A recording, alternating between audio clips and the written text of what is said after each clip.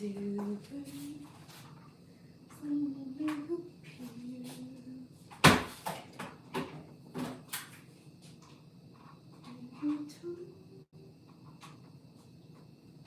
You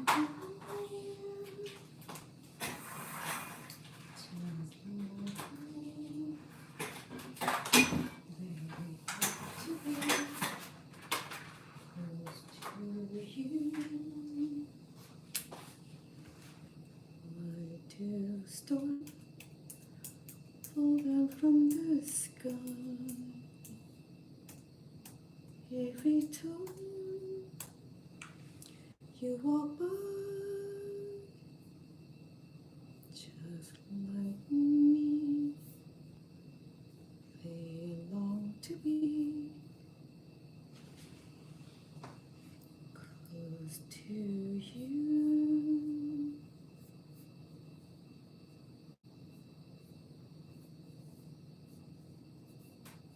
On the day you were born and got together and create dream come true. So to sprinkle you, stardust your hair go, your eyes are blue.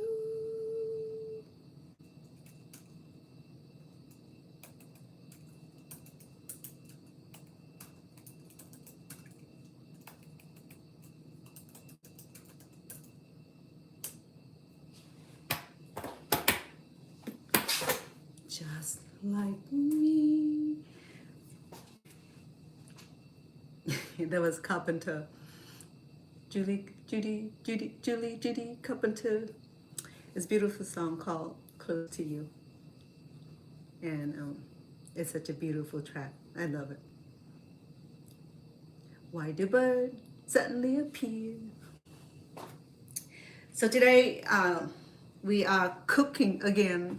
I'm excited to bring you one of my favorite recipe. I make this many times. Believe me, I make it so many times that I cut myself so many times in the process of doing that also, because this process required me to debone the wings.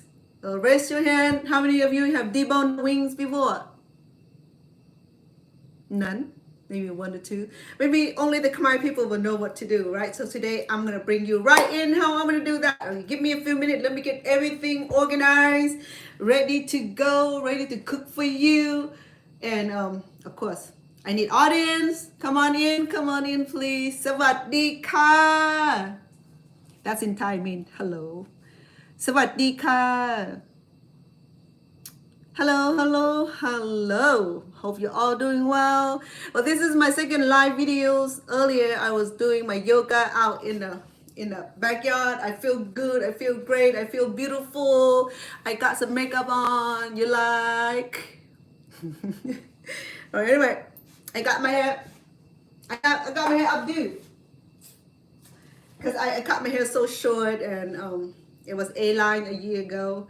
No, not a year ago, probably 8-9 months ago. Went on a show called Reality Show with Tammy Romans, that little cute hair updo, you know, that was beautiful. And me was crying my heart out over the relationship. So I hope that you already check out my reality show with Tammy Roman. That was last season on season 3, episode 4. You will see me being there crying like a little baby. I'm over it. I got over. I know the truth. I pick up my life. I pick up the pieces. I went on. So here I am. Right. Peace to all of you. Hey, today is not as hot as yesterday. Yesterday I was making something that I was gonna. I make the beef skewer or beef on the stick, and I was going to barbecue it outside. I didn't get to do because it was too hot, and I'm not about to go sweat out there. Oh no, baby, no. So today, guess what? The grandkids are not home. Their parents have taken them to Lake Tahoe, one of those reservoirs, Lake Tahoe, so they'll be swimming right now, and they just got there. In fact, they left here pretty early. no, pretty late last night, and they just got to Lake Tahoe. My daughter just sent me a text earlier, maybe about 2 hours ago. I said, Mom, we're here. She left right about midnight, and she just got there. I wonder where she been to. But anyway, so I hope they have a lot of fun, and I'm gonna have a lot of fun making without interruption. My mom's still here, the dog's still here, the cat's still here, and my son's still here. So let's see when my mom's gonna pop up in the middle of my show. She loved doing that. I mean, all morning long, no one wanted to do anything, but when Chef Wanda started cooking, everybody wanted to come in and booyah. All right, okay. Okay, let's get started because it might be a while. Okay, I don't like to wear gloves and things of that nature because it's so unbearable. Okay, so take off my ring because I'll be doing a lot of touching a lot of raw meat. So some people say, oh, you get salmonella. Well, you know what? I'll clean it up. Okay, I won't let nothing happen to me. No, cannot do that. Hold on, my good people. So thank you, YouTube people. Thank you for being here. สวัสดีค่ะ สวัสดีทุกคนนะคะยินดีต้อนรับสุขสบายเจเต้จุ่มเรียบสูปังไม้บางปะโอนขมาย that's my Cambodian สมสวากุมขยมหนึ่งโฟมโฮบจูนปังไม้บางปะโอนทั้งไงนี้สวัสดีค่ะเชฟวานาจะทำอาหารนะคะเชิญเข้ามาเลยเราจะได้ชมรายการทำอาหารของเชฟนะคะ and welcome. You know that I'm capable of speaking fluently in 4 languages. Another language is Laotian. สบายดีเจ้ายินดีต้อนรับน้องเข้าสู่ YouTube สนุกของเฮามื้อนี้เฮาสิเข้าครัวแต่งอาหารนำกันเนาะยินดีต้อนรับเจ้ายินดีต้อนรับ That was Thai.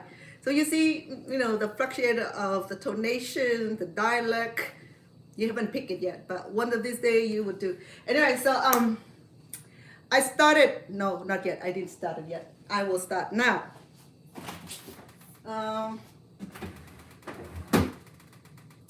have to look for all my ingredients, which I needed. I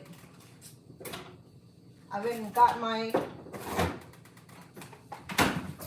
I need more kaffir leaves because I don't have enough. Give me a moment. Let me go get some kaffir leaves, okay? Don't be going away. I'll be back. I don't know why there's so much color in TikTok. I haven't gotten to. Anyway, I didn't have that much makeup on TikTok. Okay, I have very light makeup on, but if TikTok exaggerated, make me look extra beautiful, extra glow, extra of everything. Okay, let me be back. Let me go get some kaffir leaves outside, okay? Enjoy my fridge. And don't be opening my fridge.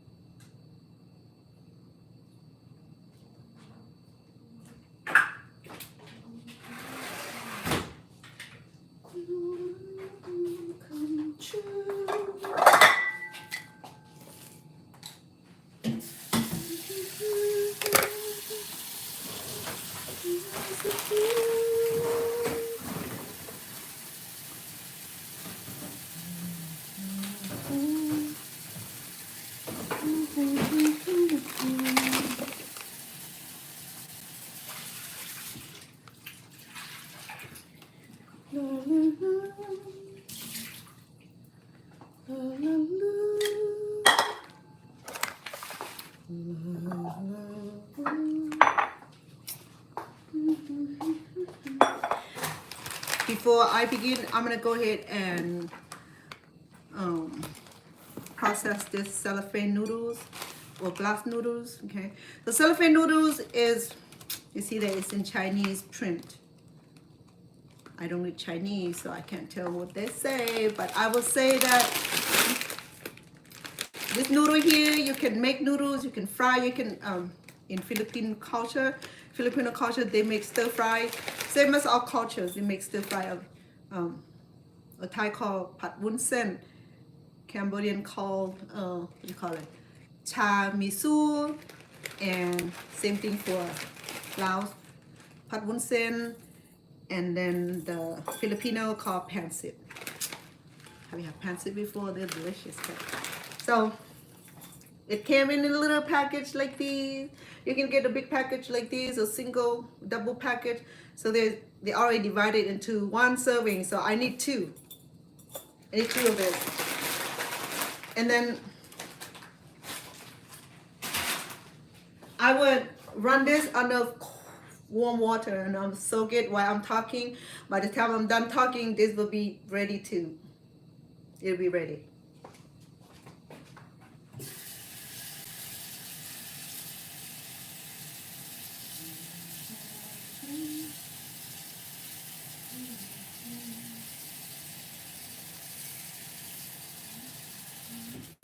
Okay, I fill it up and I'm gonna set this aside to avoid accident. You know, I'm prone to accidents, so we're gonna put this away until we need it out of the way.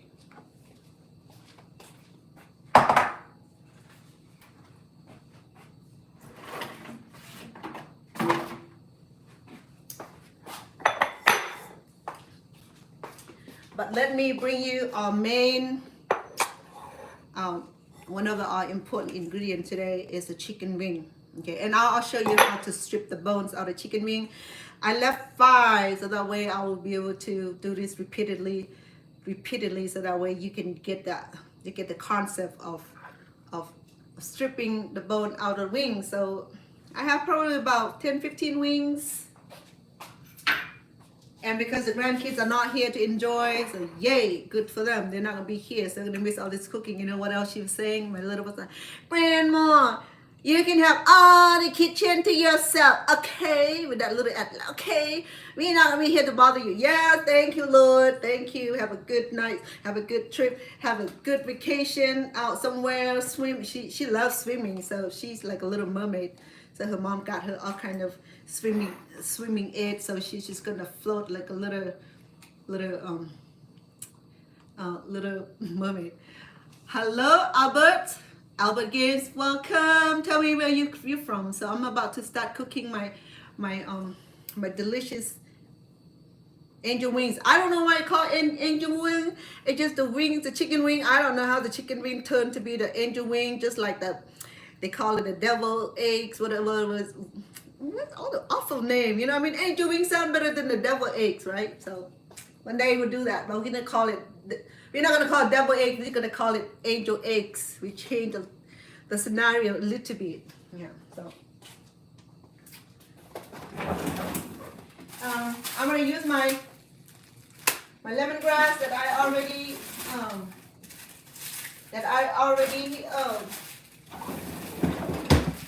processed. And I have some of these. I have to thaw this. I'm gonna put it in the warm water.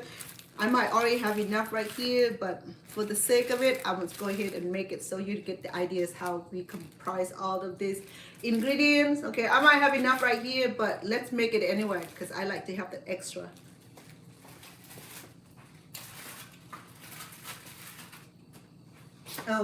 Remember the other day I was making a lot of this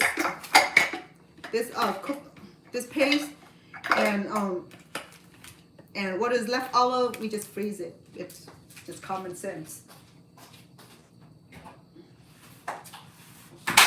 Oh, my bad. Excuse me. All the noise. Okay, I'm gonna go ahead and comprise all of our ingredients first, so that way we get this out of the way, and then we have to deal with the chicken, and we have to comprise all the ingredients all together, and then I have to debone the chicken wing for you. I left 5 5. Uno, dos, tres, cuatro, cinco, 5. So that way, like I said, I'll do repeatedly so that you get an idea. If you want to make this thing, you will know what to do. Break room 411, hello to you too.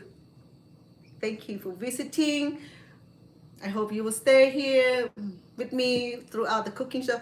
So it takes us a little bit of time because I'm doing this step by step, and cooking is not like pop one of the popcorn or frozen food in the microwave and 2 minutes later you have a meal. No, it's not like this. Is like a home cooked meal.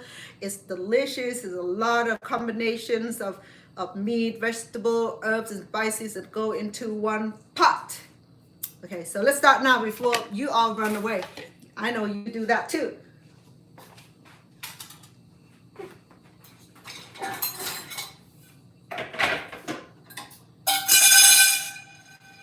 And let me raise this up so you guys can see what I'm doing. Okay, let me put the chicken away for now because I don't really need it until I'm done with the comprising of all of our ingredients. To do that, let me go hunt for my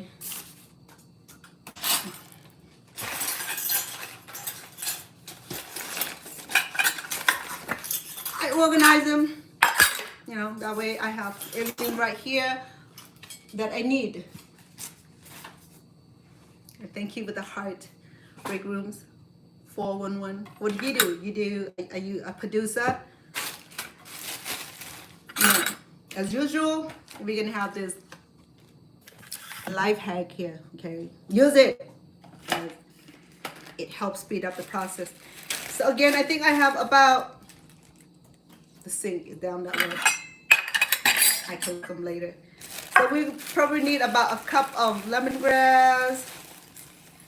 And for those who don't know lemongrass look like, let me introduce the lemongrass to you.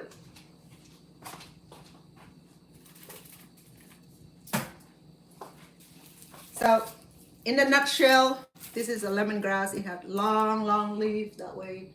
Okay, and this is the stem here. It's getting green, meaning that I can chop it off. I can do that now.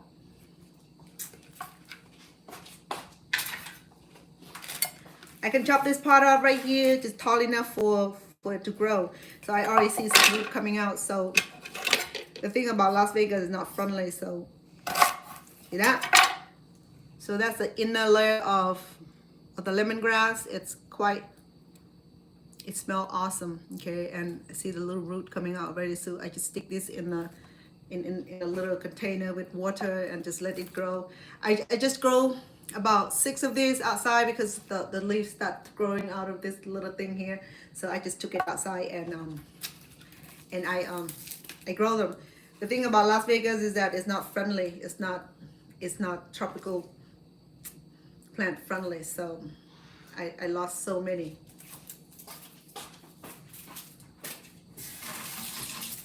So let me show you how we process the lemongrass, okay? A couple months ago, I was scrolling back and forth, and I saw there was lemongrass dicing machine just go bzzz, like it done instantly. I'm like, cool! I need one like that.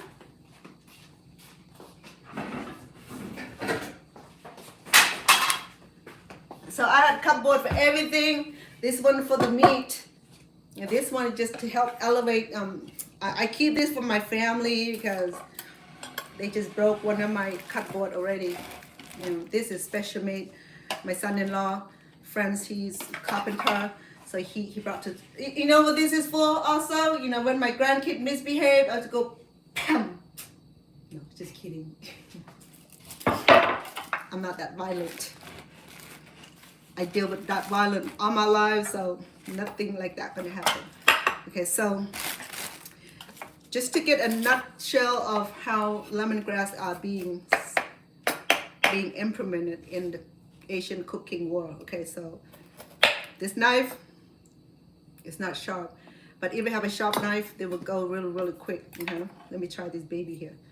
So simply you wanted to achieve this kind of thickness. Okay? Look at that. That's what you need. So that, can you do it? To do that, you would need something cute and sharp. Okay, so this is pretty sharp versus this one, nothing. Look, but this one I won't be able to do that because it's gonna cut me. So so this is how it works. Okay, in my cooking world, the lemongrass is like, we use the lemongrass a lot in our cooking because lemongrass is just one of those fresh herbs that we just needed for everything. Not everything, but most of the things. Okay, but this particular recipe here will need this lemongrass. Otherwise, it would just be incomplete. It'll be just like eating hamburger. So nothing against hamburger, because hamburger don't have this in it. That's why I can say that without reservation. You know. See the difference between the fresh lemongrass and the frozen lemongrass. I did this earlier and I froze it just to keep it when I need it. Okay, so I have about a cup here altogether. If I press it, I will have a cup. Go in. So I think that's all I need. I'm just gonna throw this back in the freezer for future use. And then of course I have my garlic here. A wise man know what to do with this garlic, but a wise woman like me, this is what I do. I know you had a better way. Oh, how you do this? I know. Cool. Keep your cool. I keep my cool. Okay, we're gonna use one head of garlic. Okay, I think it's a medium or even large.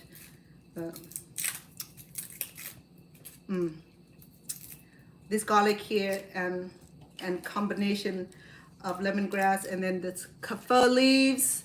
I think I did introduction to my kaffir leaf back there. Maybe what I do tomorrow morning before I do my yoga is that I would tour all of you my garden, what I have in the backyard already. Okay, and so that you would know what kaffir leaf look like. It's similar to orange trees or similar to yeah, they related to orange tree. Sorry, just that it doesn't produce orange. It produce offspring and fruits that look wrinkly, and I won't get it here because the temperature here is not. I brought 4 of my kaffir leaves tree here, but only one is doing good. The other one is like not. I don't know. It's not doing good. It's telling me that, well, I need water. I water it and it don't do good. I fertilize it. I add earthworm to it. And I don't know what else I can do to help improve the life of those plants. Anyway, so the easiest way to peel my way is to. All right, so.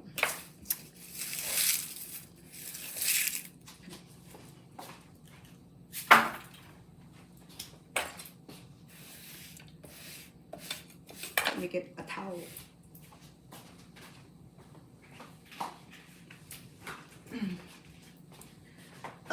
I'm not gonna do any pepper today because I'll be using my hand. I can't use the glove, and I don't want my hand to burn up with the peppers. Okay, the chili will burn my skin, and I'm not about to have that happen. But we can certainly dip this in a hot sauce of choice. Okay?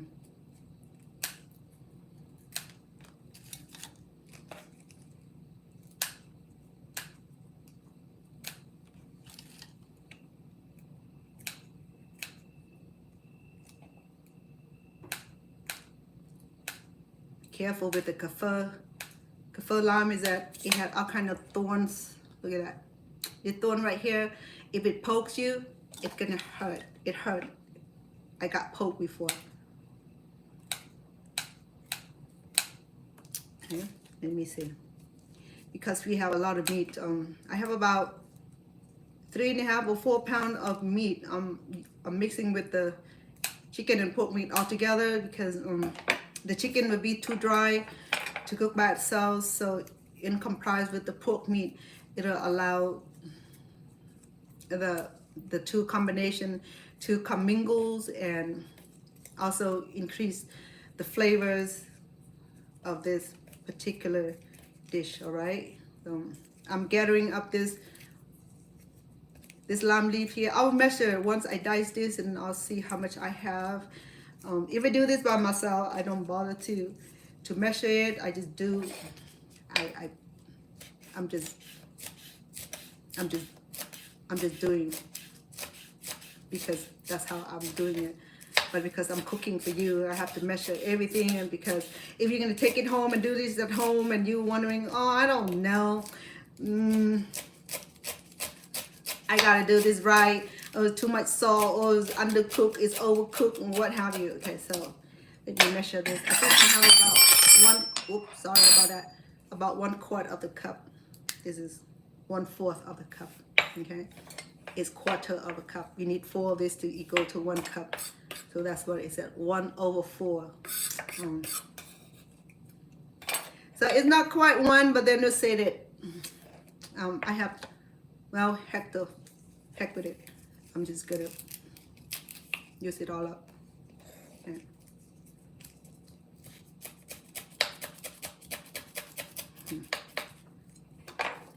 Mama, this thing right here, if you overstimulate, if you put too much, it can be it can be a little bit bitter because it does have that orange kind of texture. Okay, so here we go in my lovely handmaid here. Okay, I can't do without her, otherwise I have to go use the other blender and it's not very friendly.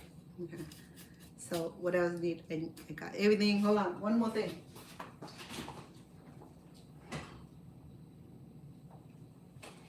This here, what we need, the finger roots.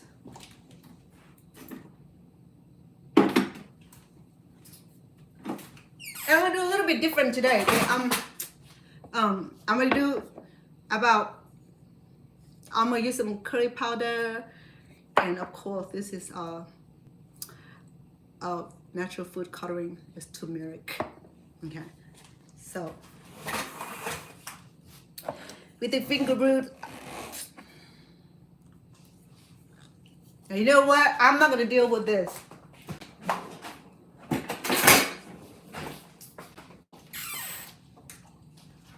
I'll use everything that works for me, okay? So, I feel like this hair in my lip. Pop it. Pop, pop, pop. See? What the? What's wrong with you, baby girl? Don't break anything, Chef Honor. You already broke a bowl yesterday. There. I'll use a few of this just to give that beautiful flavor. This is called, the Cambodian call it khmerfood, and Thai call it kachai. You see the A between the E, the long E, the long I. Okay, so I'm gonna do about 4. So this thing also, it has that like, it doesn't have flavor, but we just need the aroma, the fragrance and the aroma into it. So let's put this away. I know how it can be disastrous. Okay. We're gonna dice this also. It helps with the process of mixing them. Okay. Because I'm gonna do this dry. I'm not gonna use any. I might add some coconut oil or coconut milk. Well, I add coconut oil. Okay. I have 4 pieces of root finger. It's called khmerfood. It's different than the kalanga, and it's a little bit different than the what you call it, the gingers and kalanga. Okay, so I mean it's all roots. They have everything. Okay. Welcome. Hi SB. Hey, welcome back. Appreciate you. You're the one that subscribed the other day. I'm making angel wing today, so if you stay with me, you see how the process is done, so that you decide to go home. If you decide to make this at home, you'll be good. All right.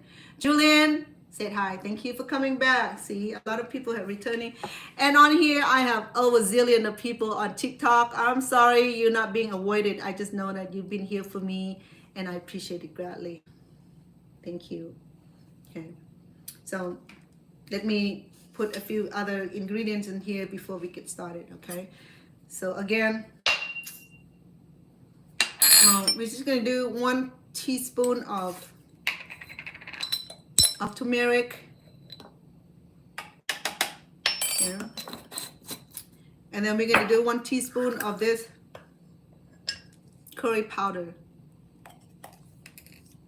and it already has some yellowish color. And curry powder is not the same as turmeric. Okay, the curry powder, it smells so good. Versus turmeric, it had this fragrance or aroma, but compared to the curry powder is just, it's just a whole bunch of spices in there. And I have a curry trees out in my front yard, and I'll show you how it look like. So one of these days we'll cook something that I will need the curry leaves. Okay. All right, so let's see if this is gonna work with me. I think I got everything in there, all the fresh ingredients, 2 powder ingredients. Let's see if it works.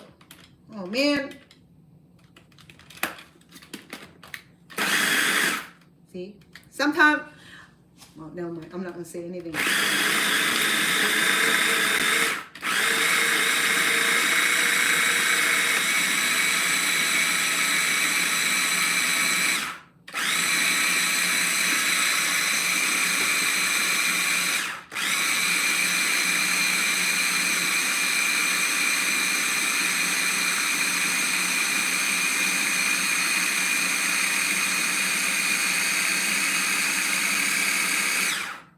Julian, hello, welcome back.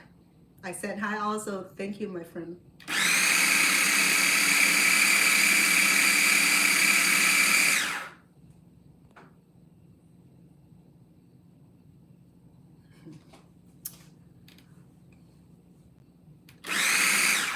Hi to Connie.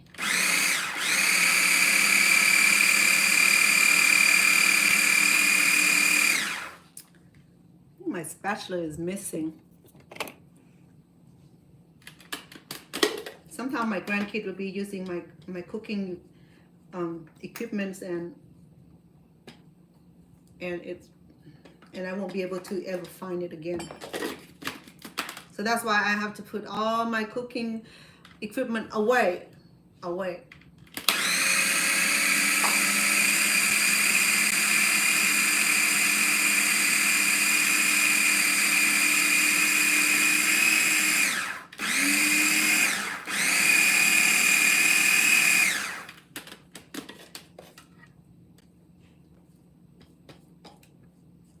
Oh, it smells heavenly here. And the colors are so beautiful.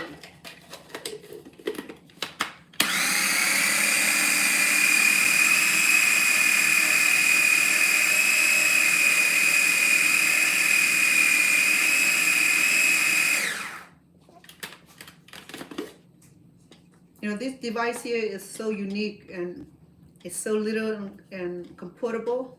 That's what I like about it. It's not only cute, it works so well. It's kind of cute though. No, I mean, go well with all my other cooking utensils.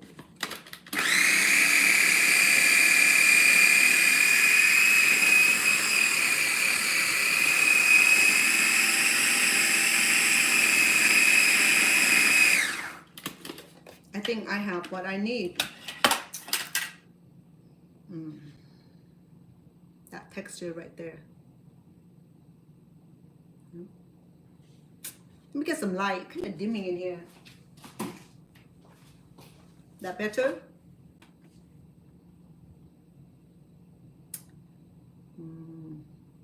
Okay, here we go. And this is gonna be good. All right. Let me do just one more second, okay? I just want to make sure that it's blending really, really well.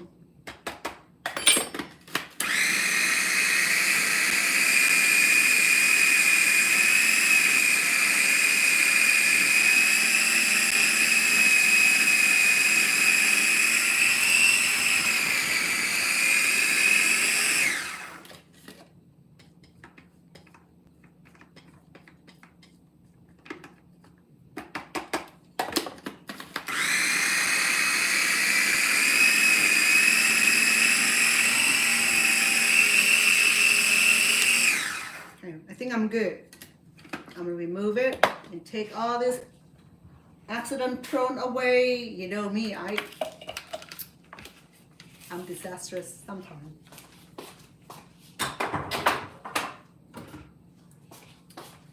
Okay, so now I got the paste done. Okay, now, oops, never mind. I was gonna say something, but I rather not. The next thing I'll do is to show you how to split the chicken wing or debone the chicken wing. This is gonna be challenging because you know why? Because that's gonna be the hardest part of this cooking here, is to split the bones, or to remove the bone, the chicken wing from the bone. So it's gonna be a lot. Okay, but let me put this away also before I drop this and spill this all over. I'm thirsty.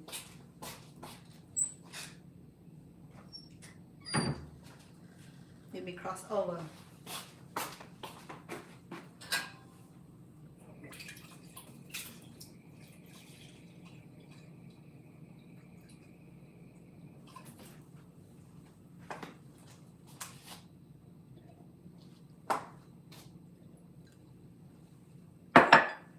Because I was exercising earlier and I didn't have enough water intake, so I feel thirsty. Okay. So let me wash my hand because I was touching my forehead earlier.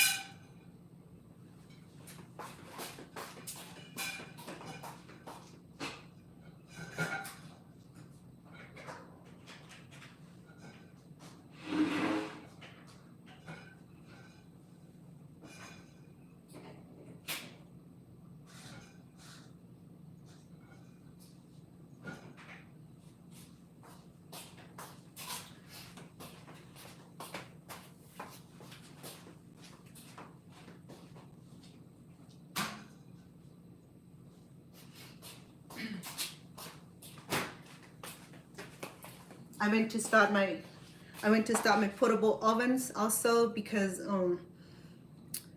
I will be using the portable ovens to cook these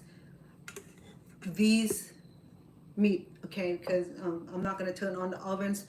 I do not want to fry it. So I want to. If you have pressure cook, it work well. If you have portable oven, it work well also. And the kind of portable ovens I have, that it's quicker almost as the pressure cook or one of those pressure cook, but this one right here is a see-through glass, so it cook. We use this a lot to avoid using the cooking oil and stuff like that. If you don't like to use oil for your cooking, then get the portable ovens. Okay, to do this, I have chicken wings that I already stripped a whole bunch already earlier today while I was preparing. So I have some chicken that I cut off. We're going to be using it also, and once we comprise the meat, okay, I stripped some of the meat off. So these are the chicken wings.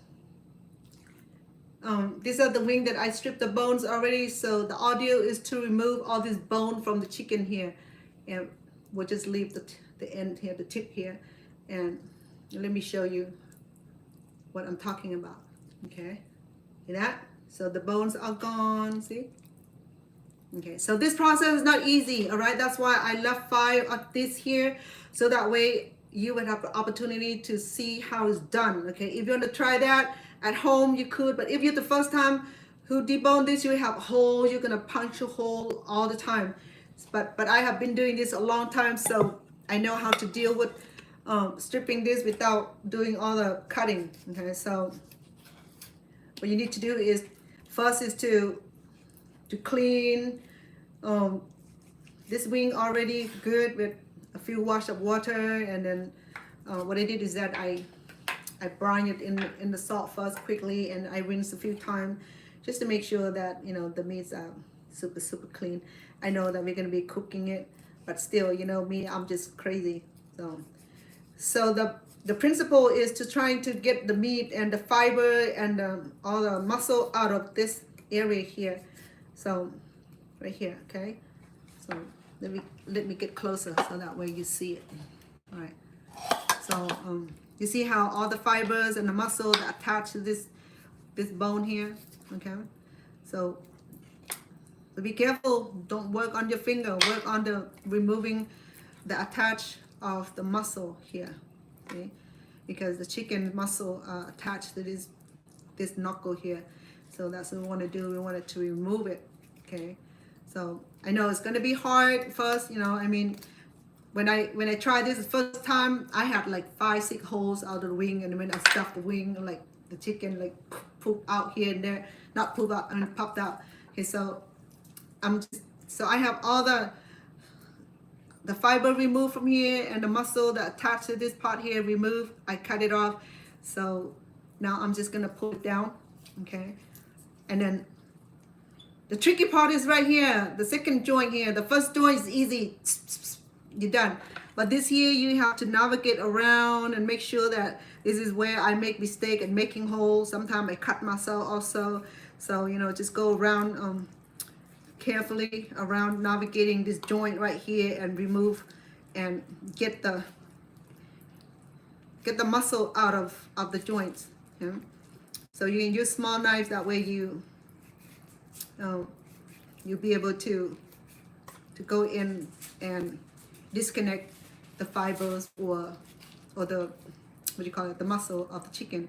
Because this is wings, so the wing is almost as strong as the legs, okay? Because chicken used to like flap, and they don't fly like birds, but they sure use the wing very strong, right? And so there's a lot of fiber, a lot of muscle connect to this joint also. So that's why we have to like look really close and remove it gently without poking holes. So you see that I make no hole at all. See that? That's take a whole amount of skill to do that. There's no hole. I didn't cut nothing beside the chicken muscle. Okay. So once I get rid of all the muscle, I'll be able to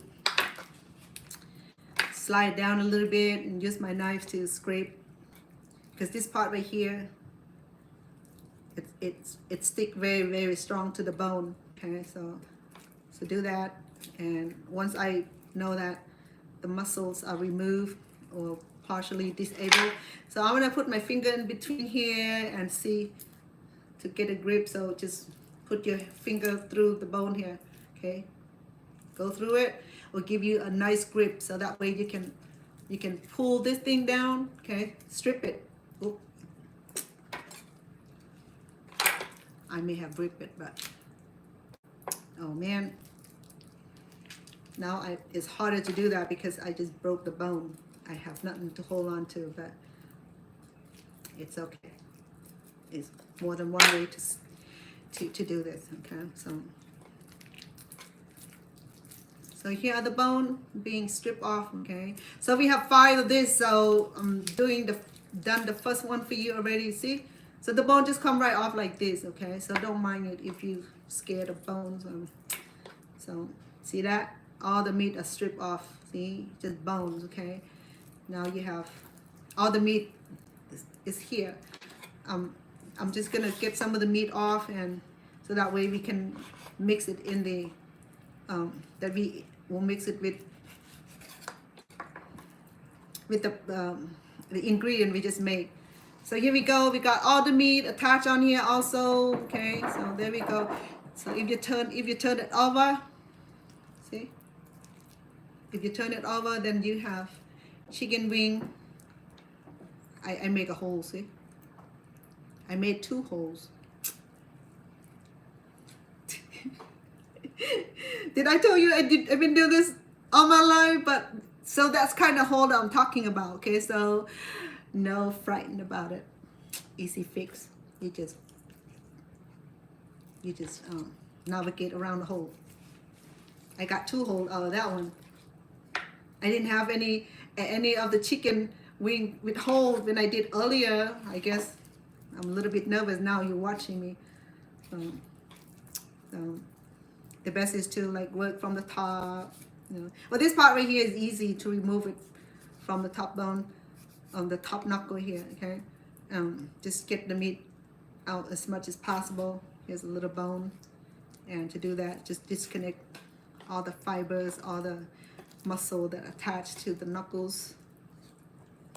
Remove some of the meat there, so it's easier to navigate around it. Not flying away for sure. Okay, so I'm gonna do this 5 times so you can get it right. I mean, I did this, I think I had about 10 that I did earlier. I had one platter of chicken wings. So I didn't even count how many wings I have, but I will count soon. Be done with this. Okay, so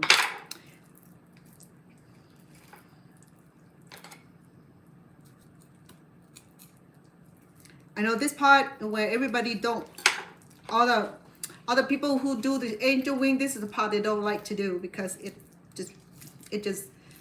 just slide it. Okay, I wish that it just come off, right? But no, because there's so many muscle attached to this knuckle also. So be careful. Like I did, I make holes, but no big deal. As long as I don't cut the whole thing off, I'm good. I'm still gonna be able to utilize it. There's no harm done. It's just that just be careful when I add the fillings in, so that the filling won't pop out. Or I can fix it with just sew it back together with the fastener toothpick. Or I just leave it like that. It don't matter. It's gonna work. All right. So there's a lot of muscle here. That's why, and the muscle is so close to the bones and the skin also. And this is skinny part, the flap part of the wing. Okay. My honey, he loved the flap of the wing. He doesn't like this part here. He doesn't like to work all that bone and skin. But if you go to the wing shop, he always want like 50 flaps. Yeah. I remember one time I was feeding a whole bunch of missionaries, and I remember Isaac Wood. He was like 5'8" or 5'9", even 7. I think he was a super tall guy. He was serving missions in the Asian community. He got a calling to serve in our community. So he learned to speak Cambodian. I think he still speaks a little Cambodian now. He's been released for over 6-10 years now, I think. So I don't know. When he called me, he said Ming. That means auntie. So he's a head coach, coaching the runathon somewhere in one of the university. But anyway, so I was to tell you that Isaac, he's a big eater because he's a big guy. So one time, if I cook chicken for him, he'll eat about 50 chicken wing by himself, only the flap. So when I make chicken, it reminds me of my good friend Isaac Wood, that tall guy. We call him one of his companions. His name was can't remember his first name, but he go by Rasmussen, his last name, and that one right there, he's probably about 7'5" or something. He was so tall, so we call him Dum Dong, mean coconut tree. Okay, so this one right here, I didn't make no hole. See that? I mean, it just careful navigate around it. Okay, so I'm gonna turn it over because I have to marinate in the meat to get the flavor of the chicken here. Okay, so I'm just gonna leave it flipping like that, like this one also. I'm gonna flip it back, so we marinate this to get a better flavor before we stuff it, because we have a lot of chicken meat here. So yeah, so a lot of memory with me that I brought with me when we were serving in the church. He served in different capacity. I also served in different capacity, but he was the full-time missionary. But I was just working on the family history. So I get to work with building family history, family tree for the members, on the computer. First it was on it was on paper trail, and when the church far advanced into technology, so they started doing the electronic and online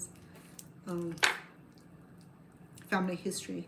So if you're interested in doing family history, I'm getting pretty good about it. That's not my calling anymore. I used to serve for many years in the family historians for the branch, for the Asian branch. The church grows so big is that they have their own Asian branch, the Cambodian and the Laos and the Hmong and the Vietnamese used to have their own branch. Now a lot of members have moved away to different states, and wherever they move to, they still be able to connect with the church and attend in different ward and in different zone. Okay, it doesn't matter where you go. So my calling was to work in the family history and gather information and put the family history together and get to write up about their family. And I got to write up about my own family. I worked with my mom to get all the information of my family. When I went to Thailand, Cambodia, I went to have a lot of pictures of my family so I can put into the album and name them and get their personal information, like date of birth, and when my aunt died, when my dad died, when my other family passed away, I got to go into the record and put all the information down, all their personal information, their date of birth, their unlike birth, and the birth of the child, the marriage, and the divorce, and all that fun stuff, you know what I mean? So in my family, I keep all the information for all my family members, for the dead and for the living and for the stillborn. So for everybody that come to this world or didn't make it through this world, I record every of their activities online. The church has this family trees that I think all of you can go in there and sign up. I think it's free. I think it's free for the non-member also. Okay, so because I'm a member, I have more access to more of their apps. Some will use different app, but the church used the family tree apps. Okay. Some will use the ancestors. Some will use, I can't remember all the app. It's been a while that I logged back on because I'm not in doing that callings anymore, so I don't really get back in there unless something happened to my family, like someone passed away, then I have to log in there and record it, the date of the event and where they're being buried or where they're being cremated at, what day they pass, and where they're being where the funerals are taking place, or even where they're being buried or cremated. So all those information are important for the family history, because you never know when 100 years from now, how do we record our family? How do we keep up with our family growth? I was able to contact family from Australia, get information in Thailand, Cambodia. I don't have family in Laos, but I have family from my ex-husband in Vietnam.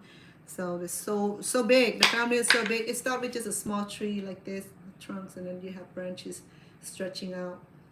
Eventually, you will have thousands, even millions of names. And then I kid you not, okay? I mean, I was working on my ex family that traced back to 1400s, and one of the family line led them back all the way to Adam and Eve. So it was like a stretch of trees, and believe me, I'm not, because according to the biblical, that we came from the 12 tribe of Israel, and where we land at, I'm part of Ephraim tribes, and the church will be able to identify what tribe you connected to. So I have not been able to connect to anything beyond 1700s because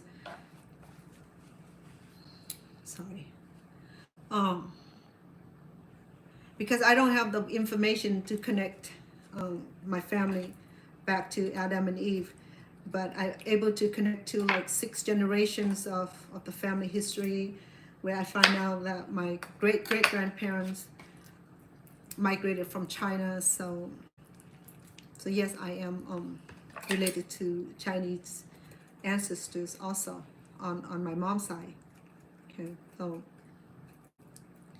if you're interested, just check out the church website. It's called Family Trees, or any kind of website that you utilize to establish your own family tree. Just start it with you and add your parents, both sides of the parent, your mom and dad, and then grandma and grandpa, and your parents' siblings, and add the father, the mother, the siblings, your siblings, and mom and dad siblings, and their parents. So it starts with you, your mom and dad. Your mom and dad have the rest of the children, and then the children have children, so expand this way, they get married. So then you have to pull the family, the in-law side of family in, the mother, the father, and then because you connect to your parents, so your parents have siblings, and your parents connect to their parents, so their parents have siblings, and then their parents have parents. So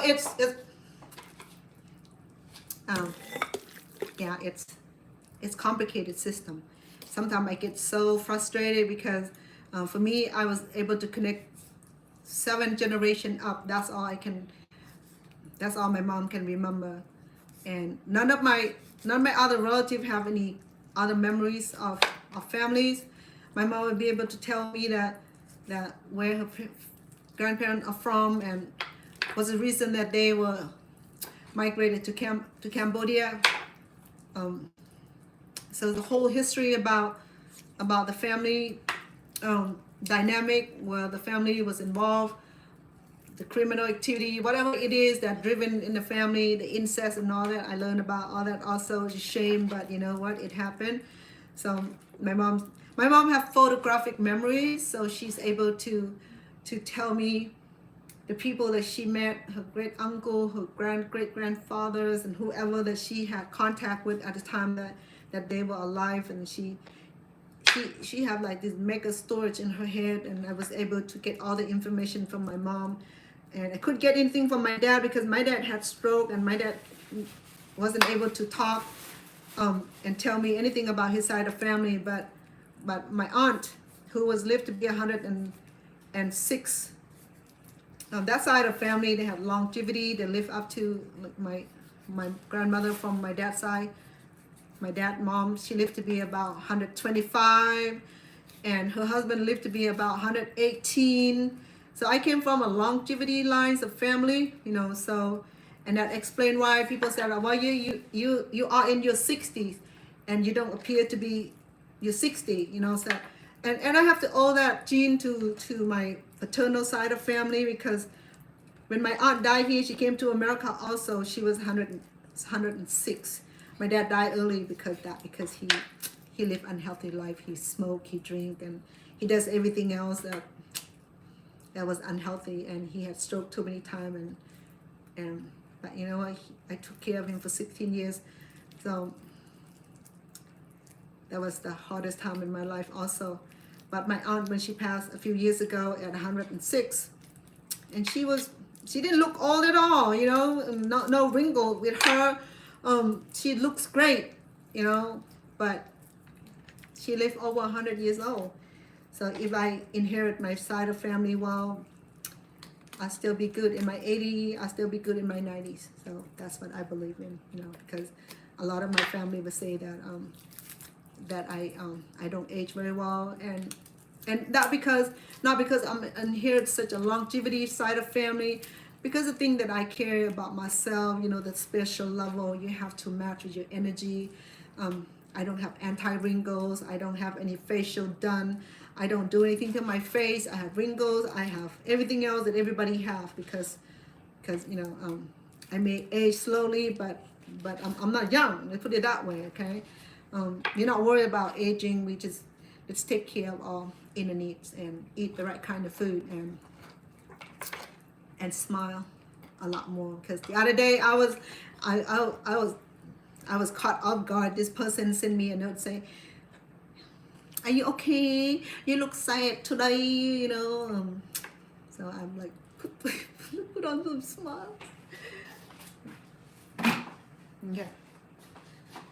Yeah. So exactly. Have to smile a lot. Okay. Let me wash my hand a little bit. I'm not done handling the chicken, but I just want to get some out. I feel uncomfortable right now.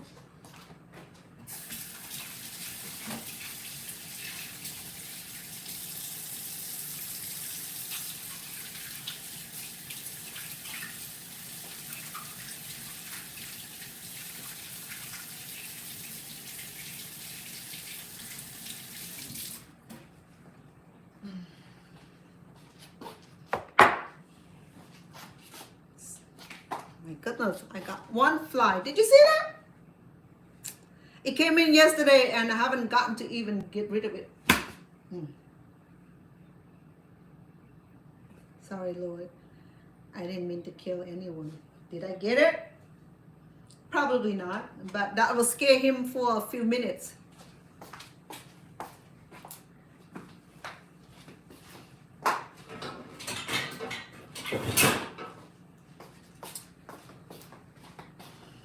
Okay. Remember, I have this. We might use it. If it's not, we're fine. So I have my cellophane noodles that I soak up earlier. Cellophane noodle is easy to soak up. Okay. It's easy to take care of.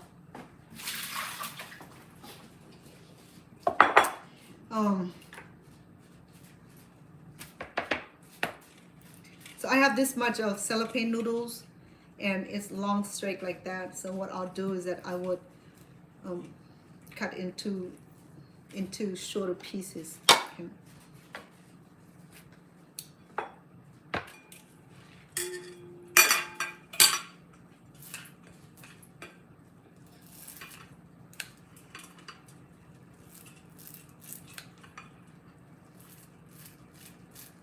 Because this will help soften the meat. If we put the meat by itself, it'll get hardened. Plus, you can just make a meal out of this, okay? It's gonna be a complete meal by itself because we have carb in there. And I'm gonna add jicama just to get that a little kick of freshness. I have one jicama. I should have onion. If I don't have it, I'm not gonna cry about it. Let me go see if I have onions.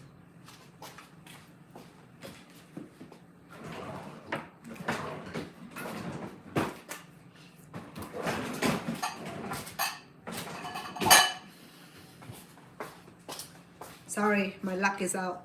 My daughter probably take it on her camping trip. So I forgot to grab some. I normally have everything available, but I'm not gonna sweat. If I don't have it, I don't have it. I'm not gonna cry about it. If I have it, it'll be great. If I don't have it, Akuna Matata. I'm not gonna worry at all.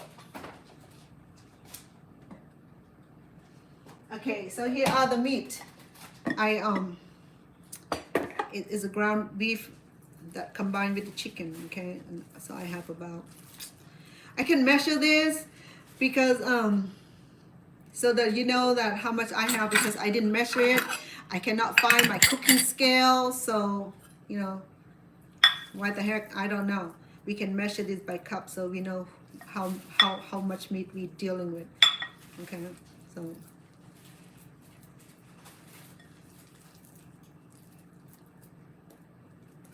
1 cup.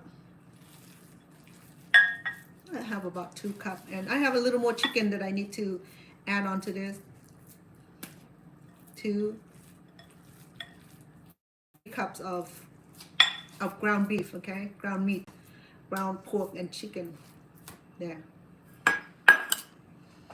All right, and then I have a little bit more of chicken meat here, okay, that I'm gonna go ahead and grind them together, mix them together.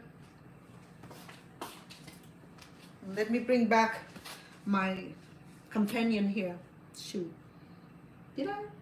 I did. Okay, hold on.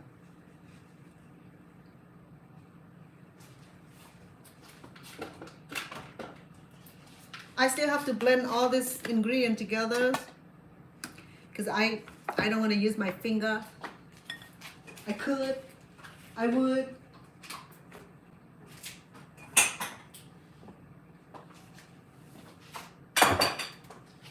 But I won't. Okay. Let's do this. Let's remove some of this ingredients out of here first. Okay.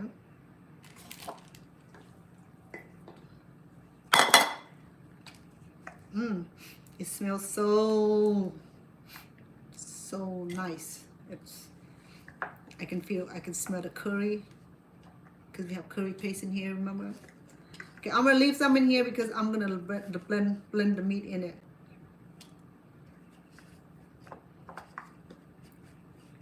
Because we still have other ingredients. I think I'm gonna add last because I wanted to blend this meat here so that way we can have the meat and our paste here blending really well. Okay, I'm gonna put a pound in it. Oh, a pound, my bad. It might be a pound, so I have to do conversion of a cup of meat, what they equal to. So I'm gonna blend this.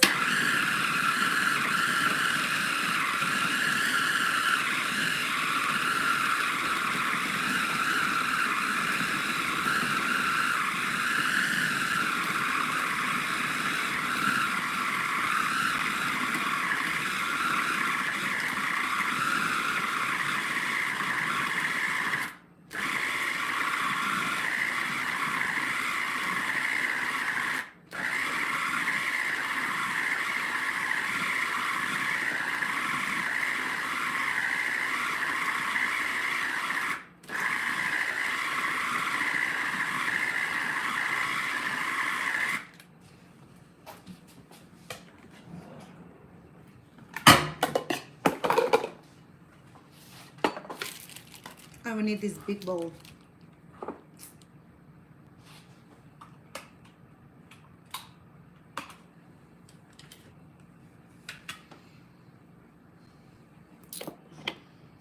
No, I have to look for my spatula.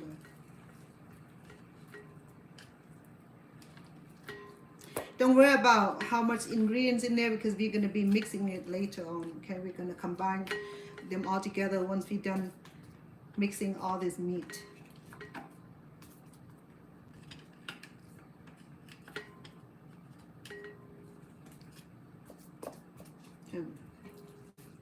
I'm going to add another cup in there and our ingredients.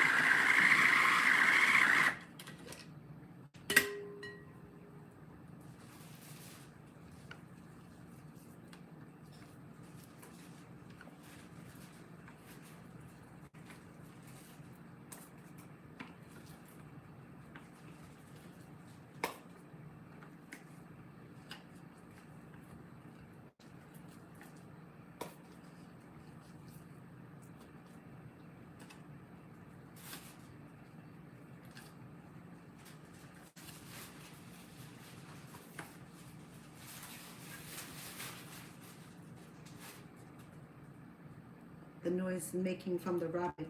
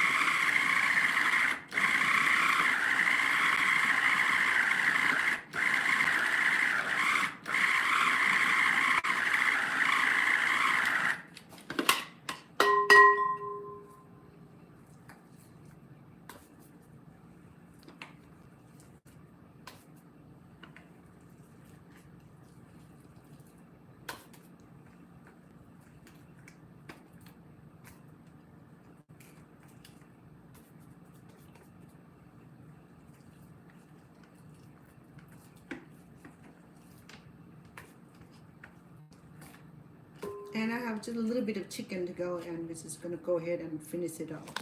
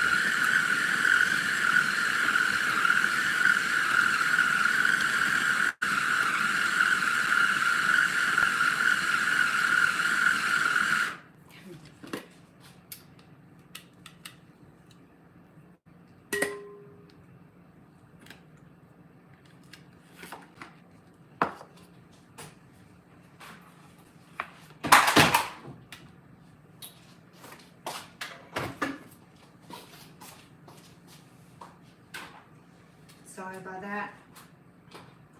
My computer charger, the cord.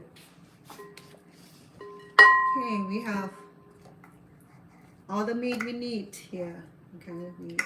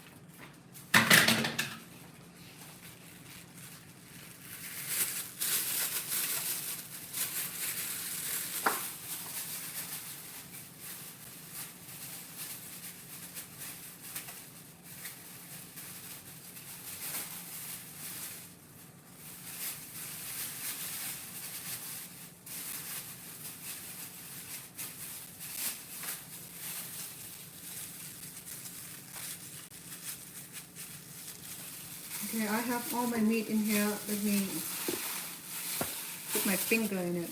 Man, I hate this thing. Because I have a few other ingredients that need to go in here. Let me combine them right now. Okay. I'm going to do chicken bouillons.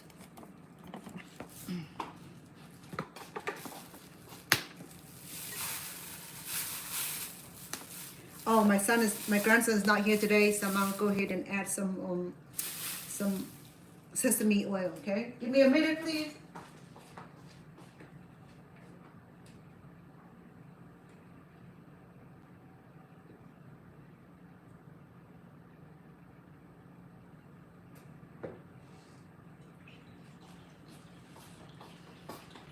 Okay, if you're allergic to them, then you can perhaps use avocado oil or coconut oil. You'll be good. Okay, I'm spreading germ everywhere. So we're gonna do about 3-4 tablespoons. I'll do 3 tablespoons. Okay. Because sesame oil is so condensed, so thick, and it smells so good. My grandson here allergic to sesame, so I wouldn't be able to use it in the cooking, but he's not here, so we're good. Okay. Then I'll do about 3 tablespoons of chicken bouillons. Yeah.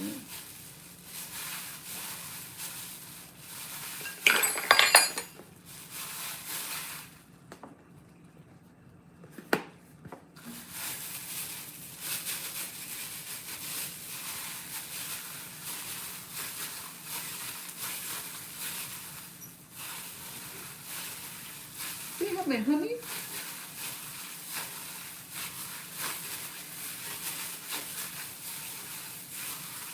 Let me add some honey to it, okay? I thought I have it. Hold on, please.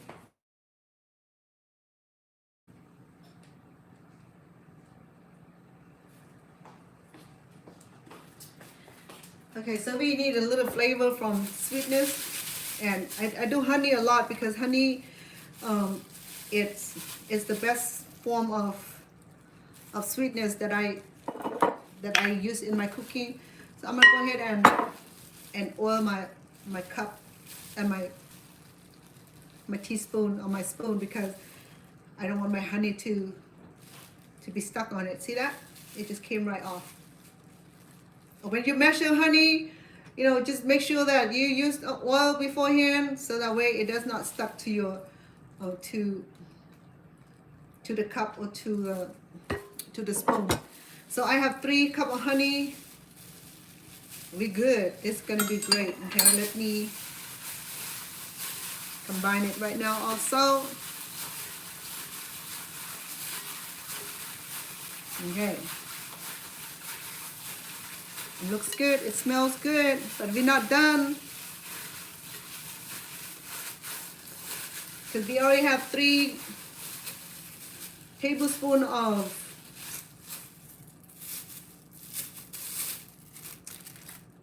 chicken bouillon. I'm gonna add just a little bit of oyster sauce.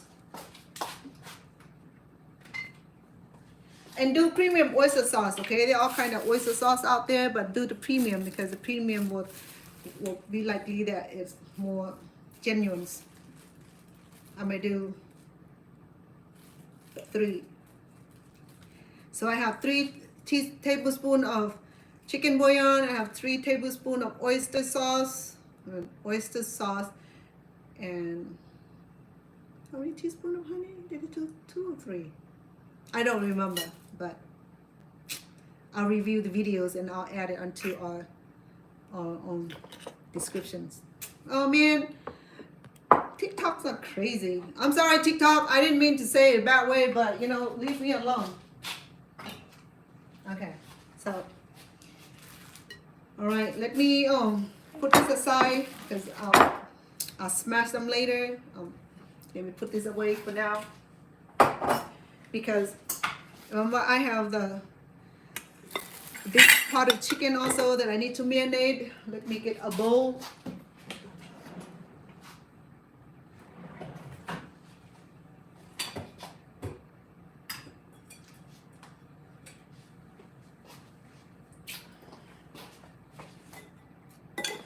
Remember I have the wing that I have to marinate also, okay? Just to get the flavor.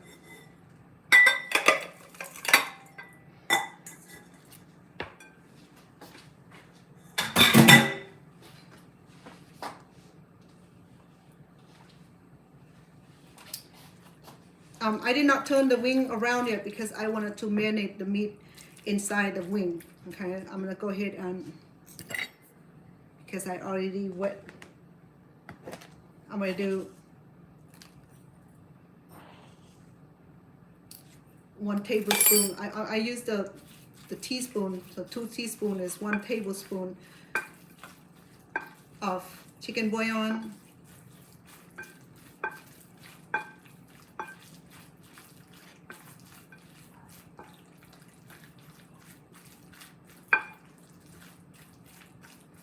I'm gonna do the same thing. I'm gonna add just a little bit of this, maybe a quarter of cup of a paste that I have that I made previously, just to give the flavor of the meat that we have on here. Okay.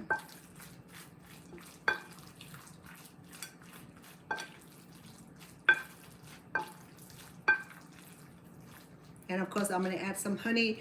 Well, we'll say that this is 1-2 tablespoons.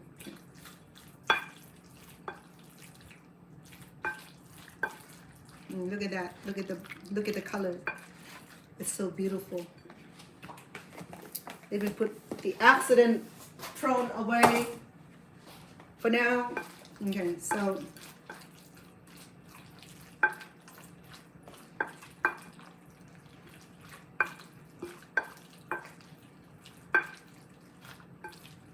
it smells so awesome. It's gonna be so delicious. All right, so I got the wing all marinated.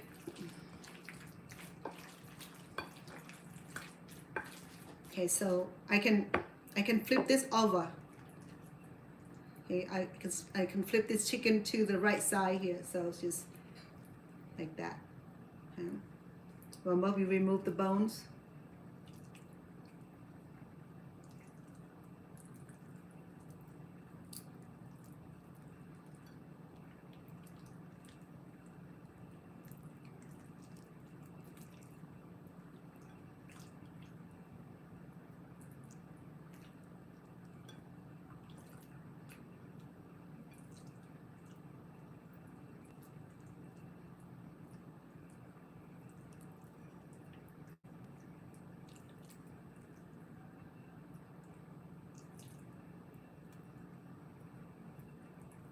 It smells so good.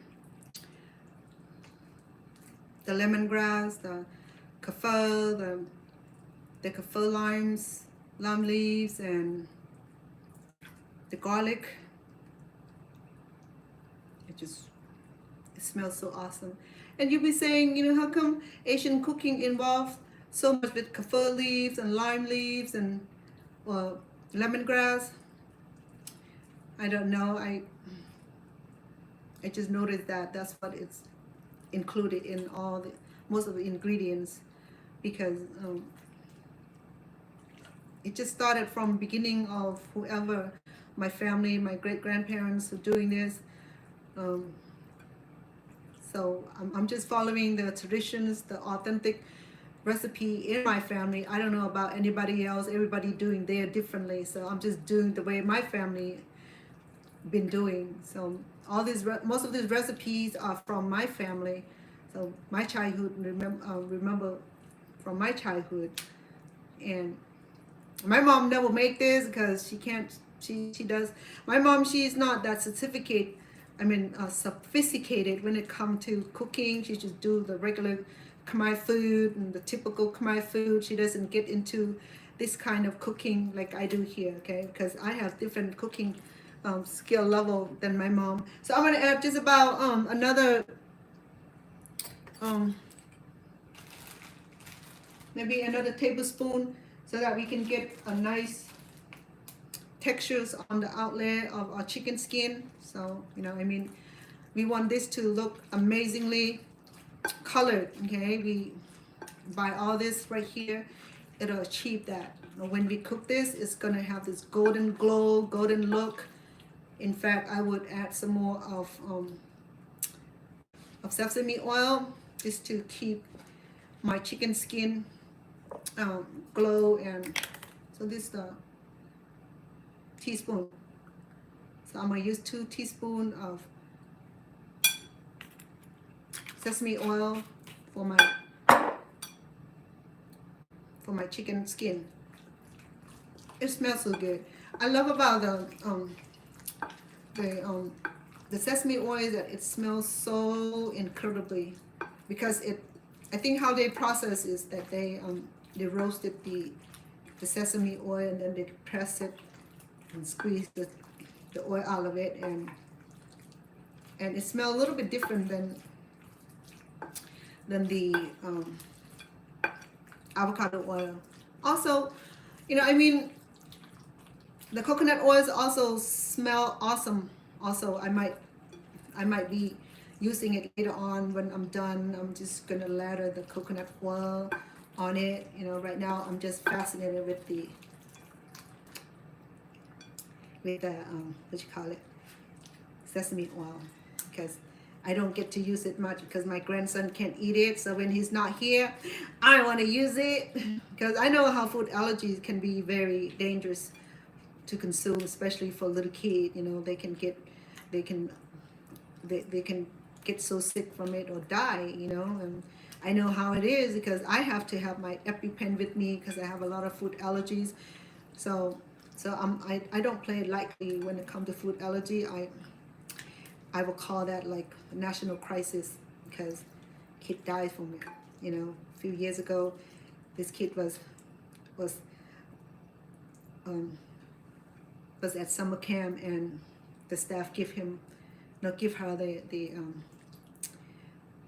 peanuts, the peanut butter sandwich, and she ate, and she was not saved on time, and she died, and that was sad. Okay, that's how it look now. Okay, I mean, it's all marinated now. There's one more thing that I need to do before we combine our meat. Okay, I was telling you that I needed to add some vegetable in it, so I thought about jicama, because jicama it has such a beautiful. I'm gonna use this because we're gonna be mixing it. We're not eating the vegetable raw, so I'm gonna go ahead and use the same cutboard with the meat cutboard. Okay, so the jicama it has the crunchiness, and when I add it into the meat, it'll help soften the meat.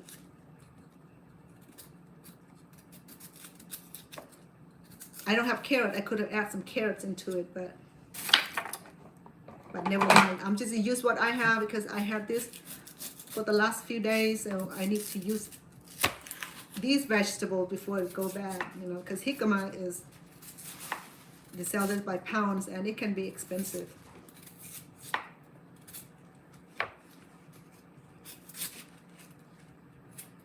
And jicama, it had a very beautiful flavor. Okay, if you don't believe me, you can see that it's similar to almost like pear, rather.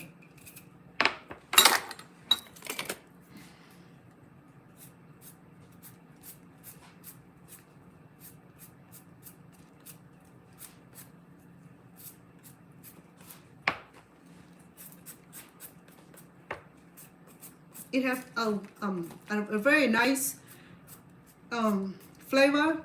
It's almost cross between apples and pears, but this is not fruit now. This roots is coming from ground like potatoes and yam. Okay, so it related to.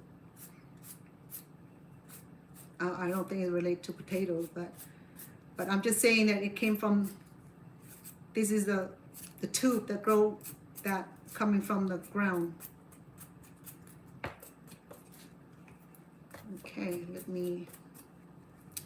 Right, a nice size. This is a medium size. There's a little one and there's a bigger one, and I have seen one that big. Okay, let me wash this and then we can chop it up.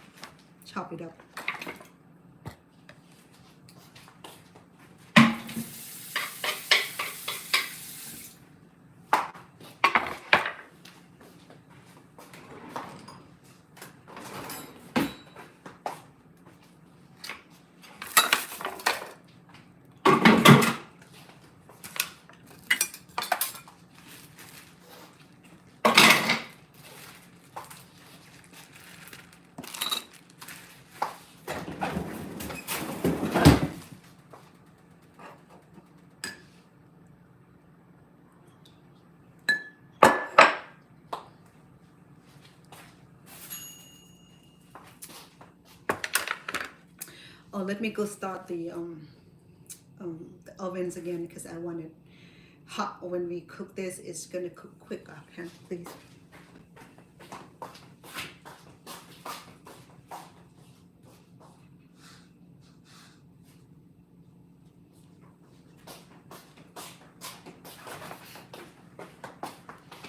Okay, so I'm gonna go ahead and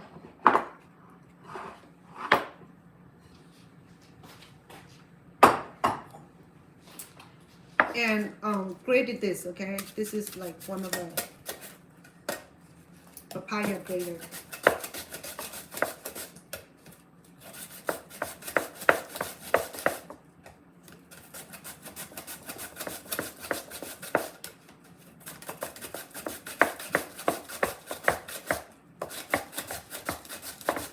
And this is the textures.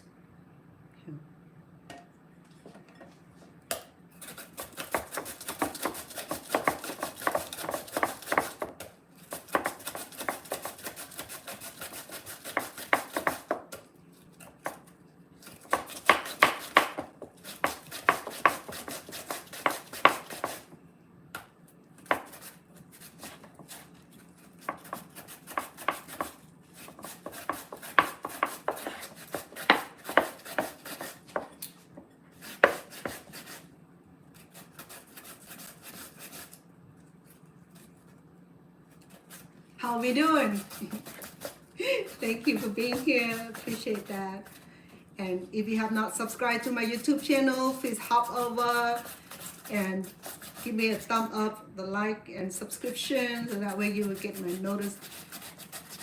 latest notification of my activities and my videos and my live, and also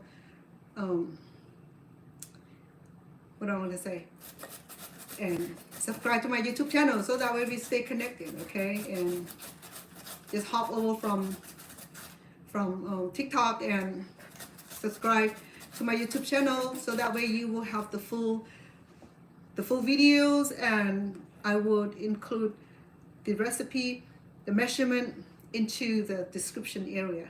Okay, so that way if you wanted to try this at home, you can just go back and review the videos. Okay, I don't want to cut myself, so I'll give this to the rabbit. Lion! She's back there in the cage because Lila, she's one of the rabbit that she can't help herself but chewing on everything, the shoe, the cord, the wall, the carpet, the bed.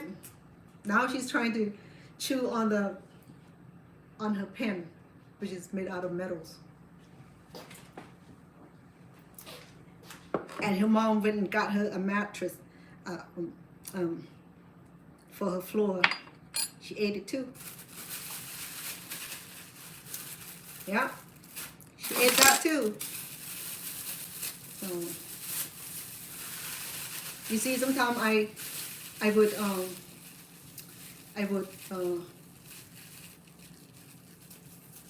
do content on her eating fruits and vegetables.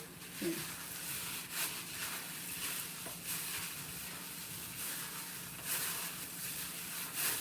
You know what? I'm gonna die from doing this thing. I'm not gonna have this near me at all.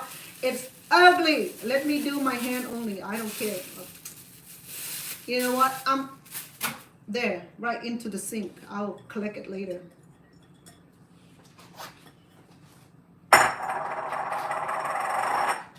I need to get new cooking glove. Okay, let me put my cellophane noodle also. Okay, we're just gonna put in there, and we're just gonna combine everything. We're gonna combine everything now.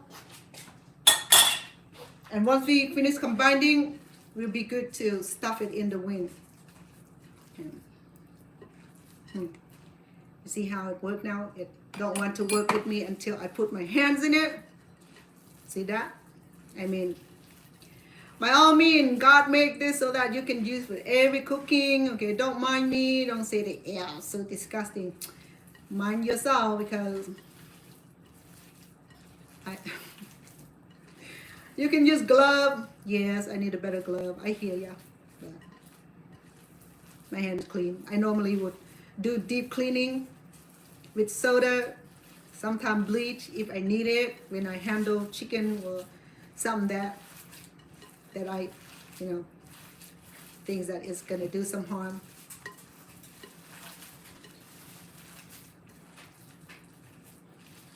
So I think this would taste awesome. Okay, I think that it might be undersalted, but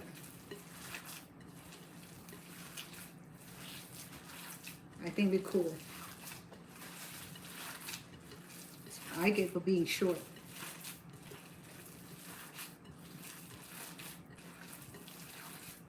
Well, so that's how we looking at right now. I have my cassava noodles and the jicama.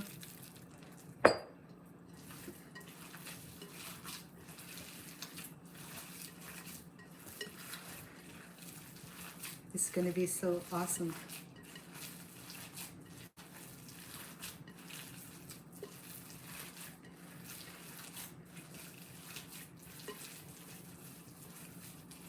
All right, I think we have it, okay?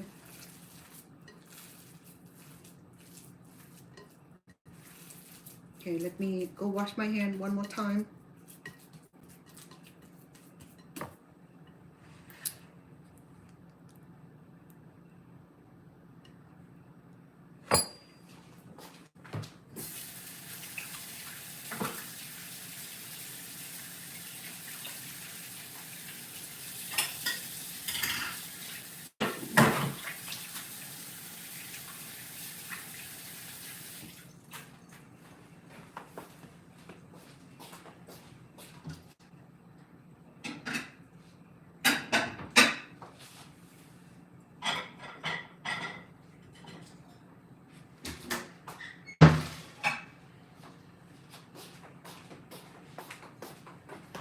Okay, so I'm ready to stuff our chicken.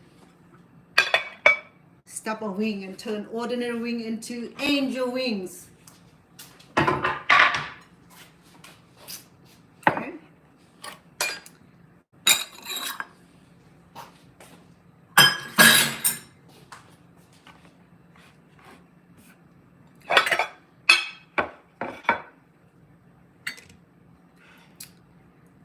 So here are wings. We're gonna open it up because we got a little bag, a little pouch in there. Okay, we're just gonna stuff in there as much as we could. We can don't always stuff it because it's gonna break. Okay, so we're just gonna do enough where it's gonna look pretty, look plump, not skinny wings. Okay, so see that? So basically, we remove the meat inside this wing, and then we just process it. And then we stuff it back in here. Is that fun? Hey, I'm sorry. That's how things are. Okay, so this would be the ideal size to serve. Okay, so don't overstuff it. If you do, it's gonna break. It's gonna take longer to cook. Okay, so this is the normal wing size, so we just fatten it up with the fillings. Okay, so we turn ordinary chicken into the angel's chicken wings. Okay, so that's pretty big, so I'm gonna skinny it up a little bit because if I have enough here, I will save it for the next time. I'll buy some more chicken wings, and too bad my grandson won't be able to eat it, but okay, see that? So you can isn't that beautiful? Okay, you can turn this upside down. It won't come out because it's a guarantee. It is a sure place, it's a secure place, so it won't come down. See that? You good? Okay, you good. Okay, we do a few more of this, and then we'll cook it in the portable ovens until it's done. Okay. I'm sure that I have more meat than I'm sure I have more stuffing than the wing, but I'm not worried about it because I can always get extra wings and do this and freeze it until I need for the next feeding. But too bad my grandson's gonna be upset because he won't be able to eat this. Maybe I'll make one without the I'll blend some extra one without the sesame oil. I think that's what I'm gonna do because if my son know that I'm making chicken wings and he's not having it, he's gonna be mad at me and he'd be crying. So one time his mom was taking us to the dim sum house, and I didn't know this child know how to eat the chicken feet, right? The chicken feet at the dim sum house. You have all kind of sumai, a lot of little steamed bun, steamed pork, steam of everything in the little steam basket. And my grandson wanted, okay, this one had holes, so it's no issue, just repair it, okay, just yeah. So he was crying hard because they didn't have chicken feet that day, and he ate something else, but he said, oh, and then when we done, we was driving home, and my grandson was still crying, want chicken feet. And I'm not a chicken feet eater, but I don't know where he learned how to eat chicken feet. The braised chicken feet. I mean, it's pretty good. I tried it too. You know, I mean, it's pretty good stuff.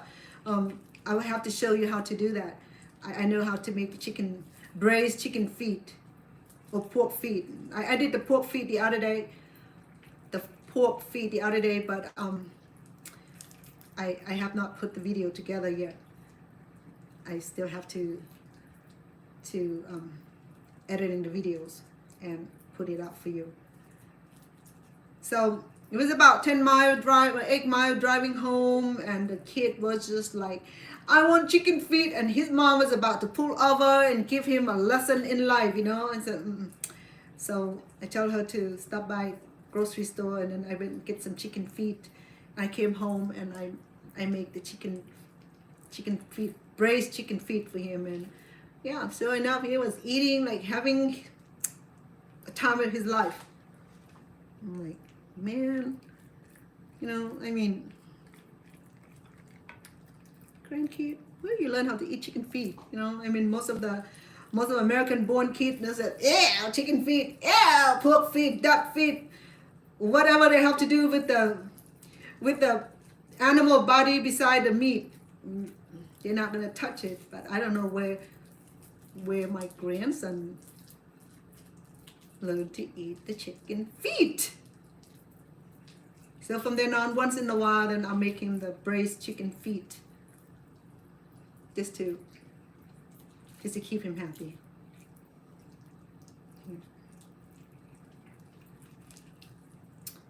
All right. So we do a couple more, and then we'll cook it. By the time we finish doing this, you will get a chance to see the finished product. Okay. So I recommend that you use bake with ovens, or you can deep fry this also, you know, but my ideal is you can barbecue this also on a very low burning fire, okay? Because if you do too hard, and it's gonna burn, and then the skin will burst, and then the filling will discharge. So that's why I'm gonna use the portable ovens today, so that way it will cook really well, in and out. Okay, it won't be burning outside and not raw inside. No, we're gonna cook this low, and the meat inside will cook thoroughly. Okay, and that might take a little bit of time to do that, but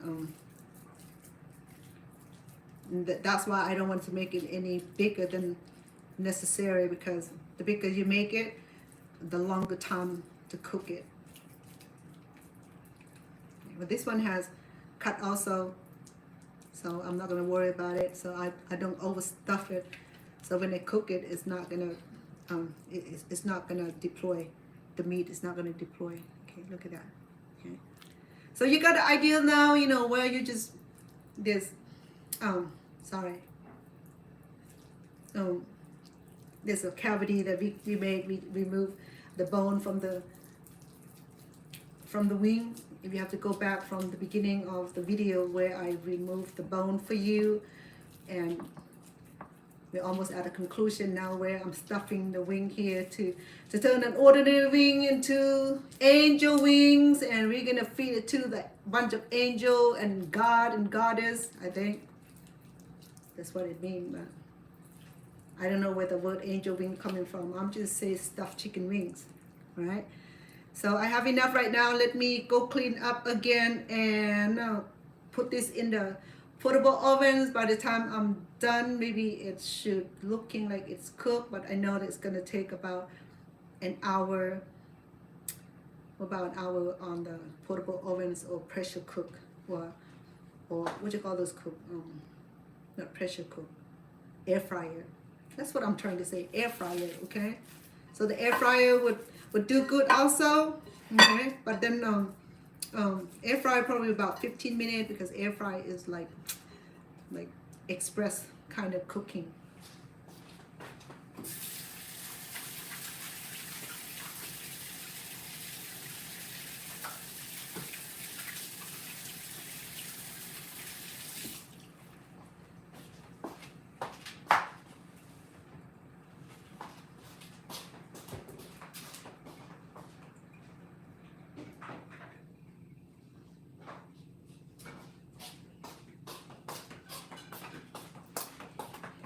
Here is the portable ovens that I'm talking about. It's the glass see-through. I already heated up, so I'm gonna place it back over here so we can cook and you can watch it once in occasion. Okay.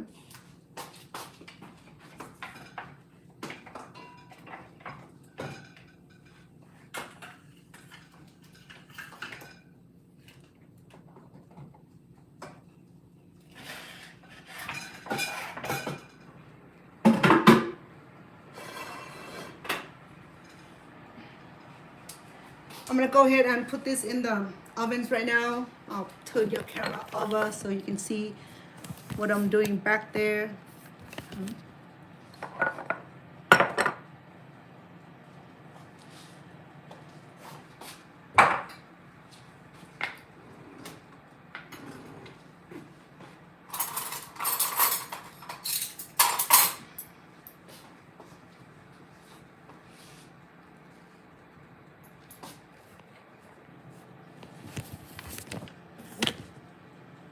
Yeah. It's super hot, so I'm gonna handle it with care.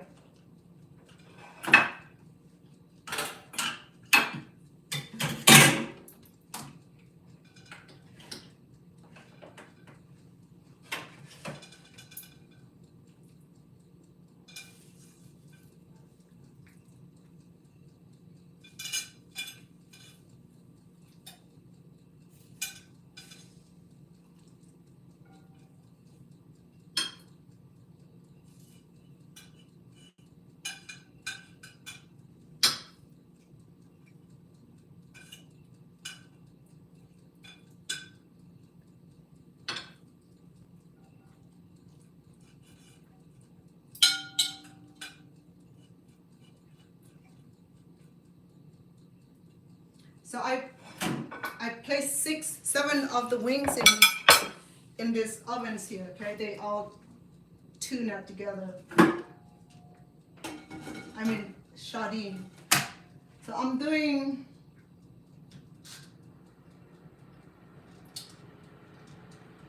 a 15 minutes on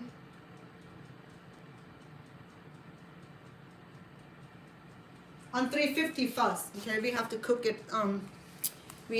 it slow, because I wanted the meat to cook really well, because we have chicken meat and the pork meat, and I don't want anything that's raw, uncooked. Okay, we're not going to do that. So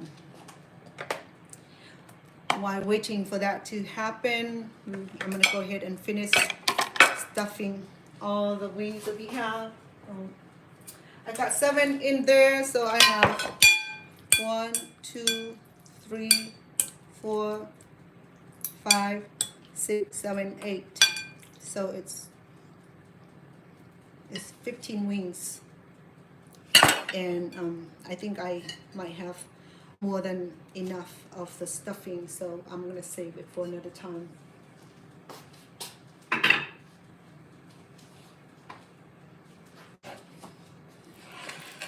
Okay, let's bring the chicken back over here. And so when you cook this, in case we run out of time or something, make sure that it's cooking really well, inside out. Okay, you don't use high heat on this. Let it cook slowly inside first, and then you can increase the heat to get the golden brown. And make sure that it cooked well inside first. Okay, and if we do an hour time of maybe 18 to 20 minutes on the pressure cook or on the what you call it, air fryer.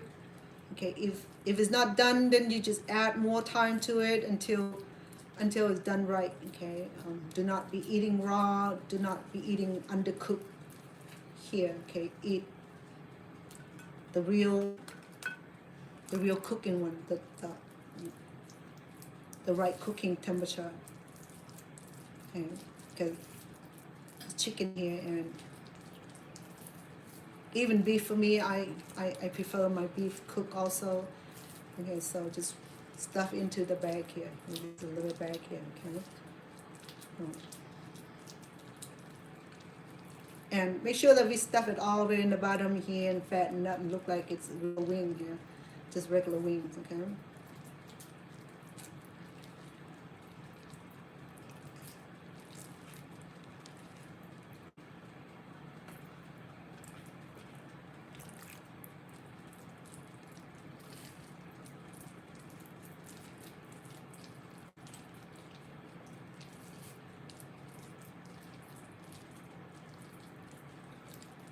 Hi, Mom.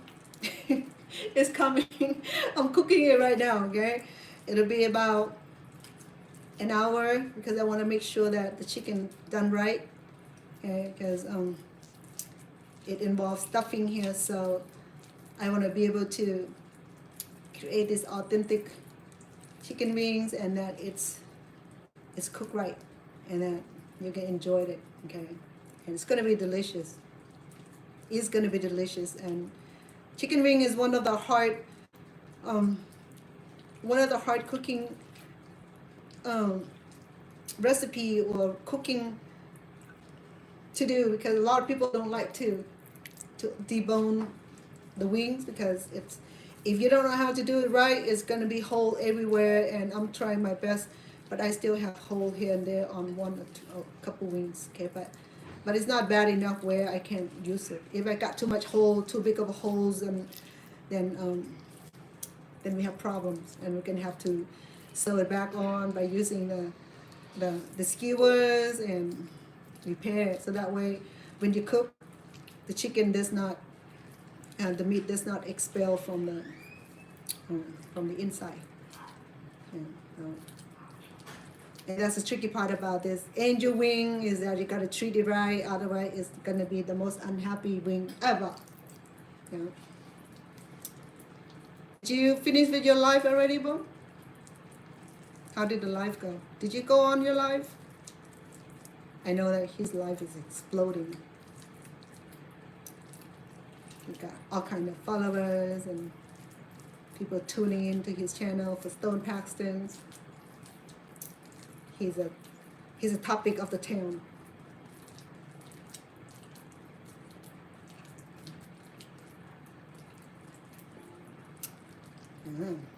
See that? See this one right here? I had two cavities. Okay, small one. No worry. It's not gonna hurt.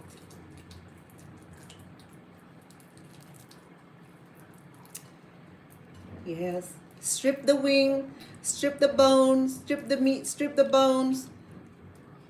Process the fillings and stuff it back into the wing. Aren't we complicated? It is complicated, but you know what? And in the restaurant, I think they charge you $5 each. That's a low scale, okay? If you were to order this from the Cambodian restaurant, they will charge you anywhere from $5 to $8 each, or even 10. It's no joking, because it's hard to do this, to do all this. my friend, she's a few years older than I am. She lives in Stockton, California, and she got hired just to debone the wings. And she be doing like 4 or 5 boxes, no, probably about 50 pounds of deboning the wing. So that's where I learned the technique from, is from a friend of mine that know how to do this deboning so good. So I learned a few tips from her, and that's why I was able to do it good. Before, when I deboned this, I had too many holes in the wings and was frustrated to the point where I no longer want to do bone. To the point where I don't want to do any more of the chicken wing menus, because it's too hard, and I can't stuff it, because I stuff it, I have hole here and there. I'm like, what's going on here? So when I went to visit with her, she was doing this, she was deboning the wing, and she asked me to sit down and learn from her. And I did, and she showed me that trick. That's how I learned to debone these chicken wings. Yeah, so you gotta learn from the master. You gotta learn from the master, because you can't figure it out on your own. They're gonna have to learn from someone else. So I appreciate her sharing her talents with me. But her job was to debone the chicken wings for the restaurant, the Cambodian restaurant. So, yeah, and it was a wonderful experience. Now I miss her. I haven't seen her for 5-6 years now since I moved here. I'm on the phone with her all the time because she's so used to being around me, and when I moved, she's the one that I always be helping with her social needs, so with the language and stuff like that. She's been here a long time, and she's trying to pass a citizenship, so she did. So I have probably about 1 wing, 2, 3, 4, 5, 6, 7, 8, probably about another 10 more wings. So I'm gonna go ahead and put this away until I'm ready to find a time to do this and stuff it and put it in the freezer. Okay, let me wash my hand once again.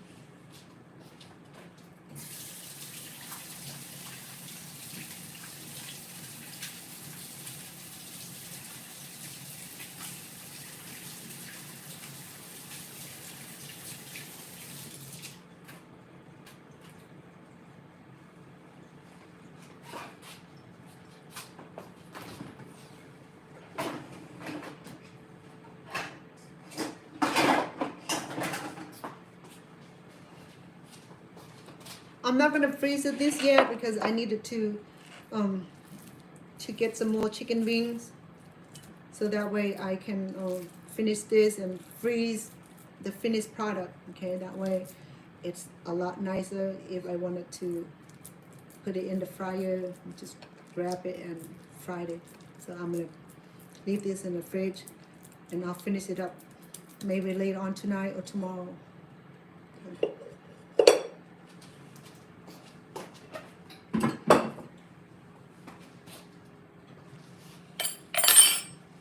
Okay, let me recover this, and so I can put in the fridge for you.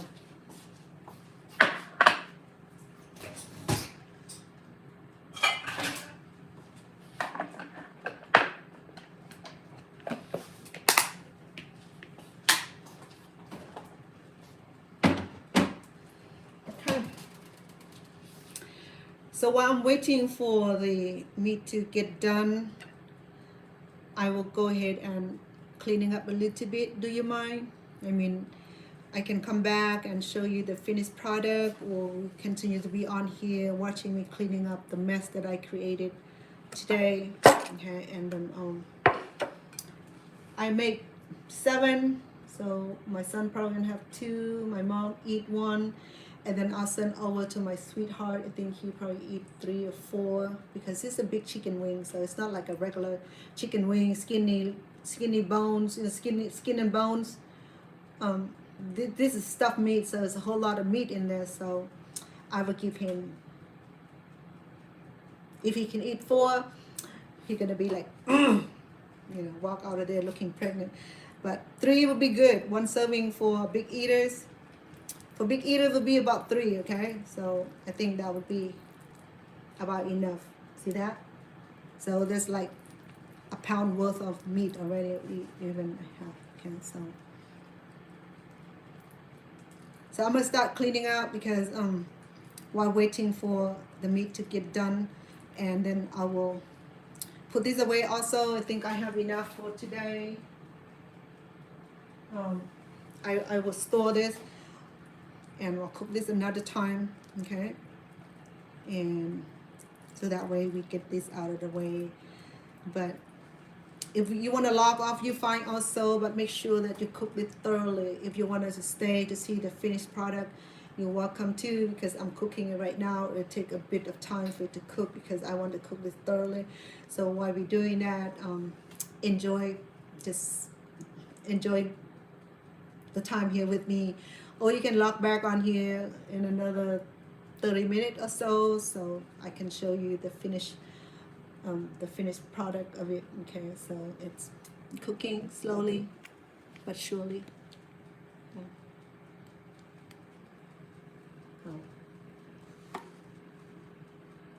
Right, so while we're doing that, I'm going to be cleaning my mess. I had a lot of mess to do that. So, and it had chicken all over, so I have to clean this extra care. And I'm going to be using some bleaches and some baking soda and what have you. I don't know, my screen is so, let me clean my screen, it looked funny.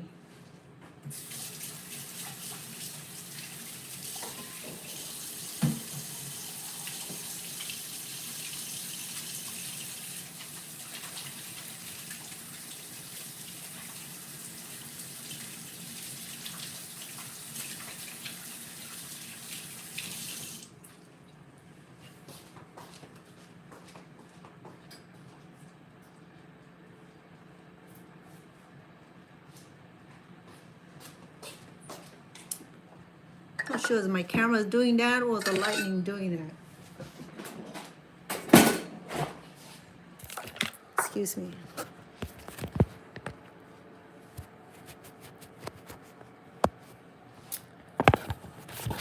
Maybe it's just my screen. All right. I'll be doing the cleaning. Yeah. So you're welcome to join me because I make a lot of mess. Messy, messy, messy, messy.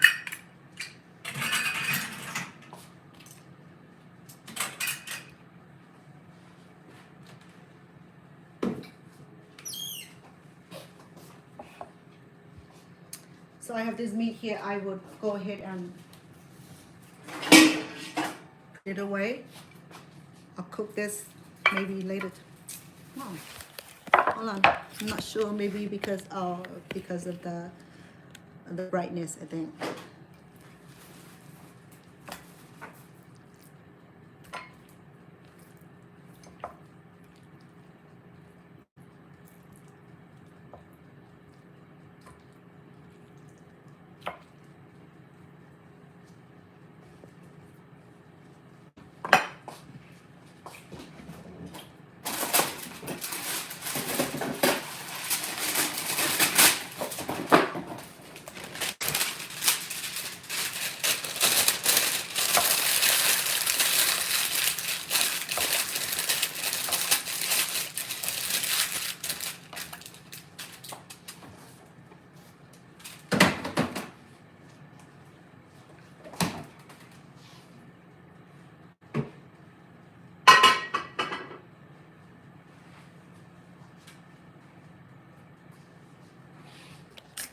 I'm not sure. I think maybe because of the, oh yeah, because of the reflection that's doing that.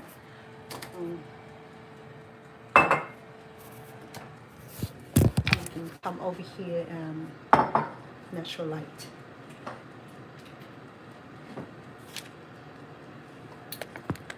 There. So you can see the mess back there that I made also. So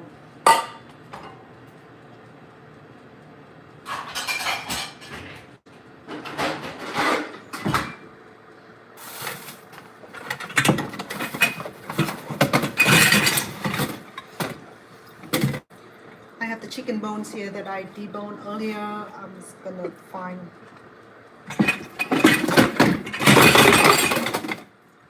Sorry about that. So that way I can discard it, or I freeze it and then I use it for the chicken broth. I'm gonna use baking soda for this and swap bleach. Very, very low bleach. That way it can take care of all the chicken that I spread all over the kitchen here.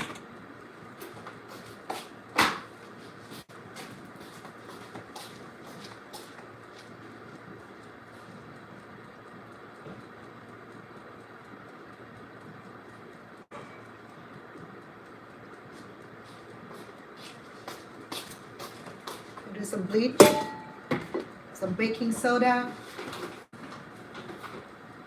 and baking soda, some soap. I learned that when I was helping out in the preschool program, because they because the health requirement, they required to use minimal amount of bleach to clean after the kids.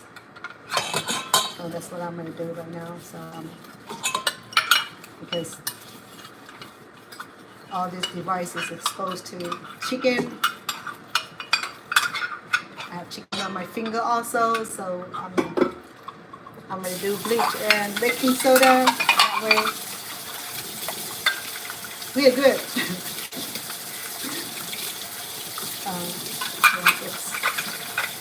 It's a safety reason, okay? I mean, nothing wrong with being precautious about everything we do in the kitchen, because we don't want to be that the kitchen will be like the dirtiest place in the house besides the bathroom, you know. So cleaning is good would be an ideal way to minimize any kind of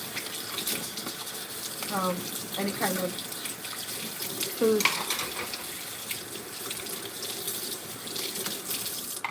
what do you call it? Food safety, okay.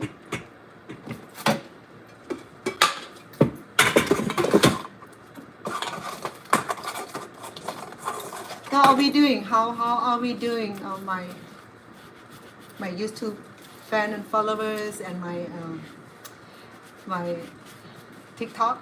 How are we doing? How are the families? And I know the kids are off school right now and they are home all day, probably driven grandma and grandpa, aunts and uncle and babysitter and childcare crazy. I have mine too, but mine have left to Lake Tahoe this weekend for their Father's Day weekend. They'll be meeting with other family from California on the Father's Day, on my son-in-law side family.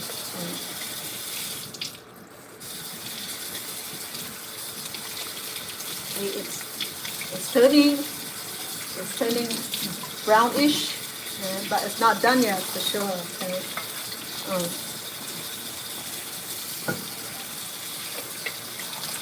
It smells so delicious though. I mean, it just smells so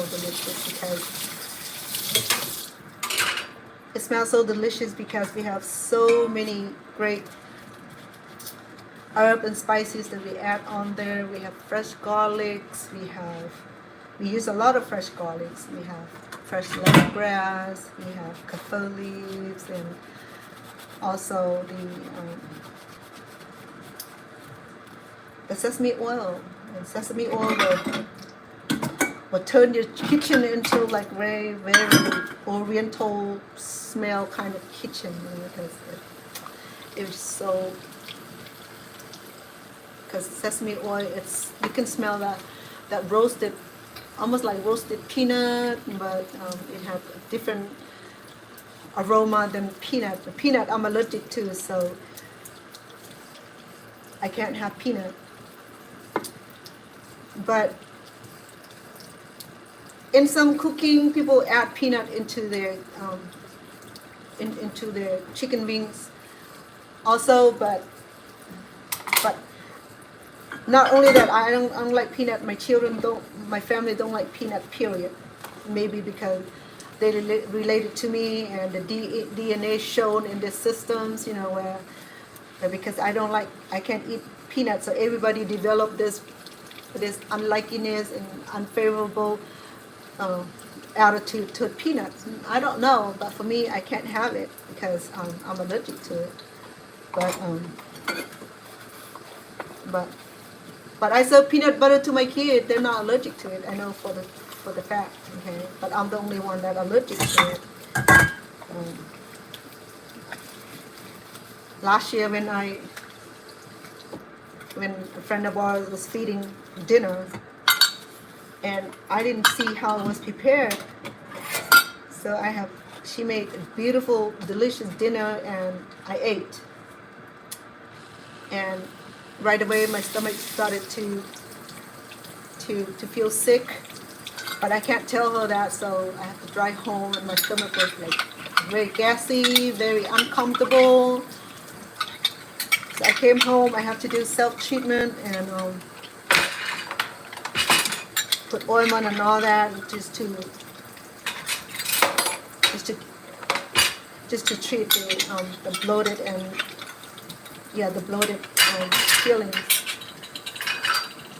You know, because I don't want to offend my friends, because she already spent money buying groceries and preparing meals, and here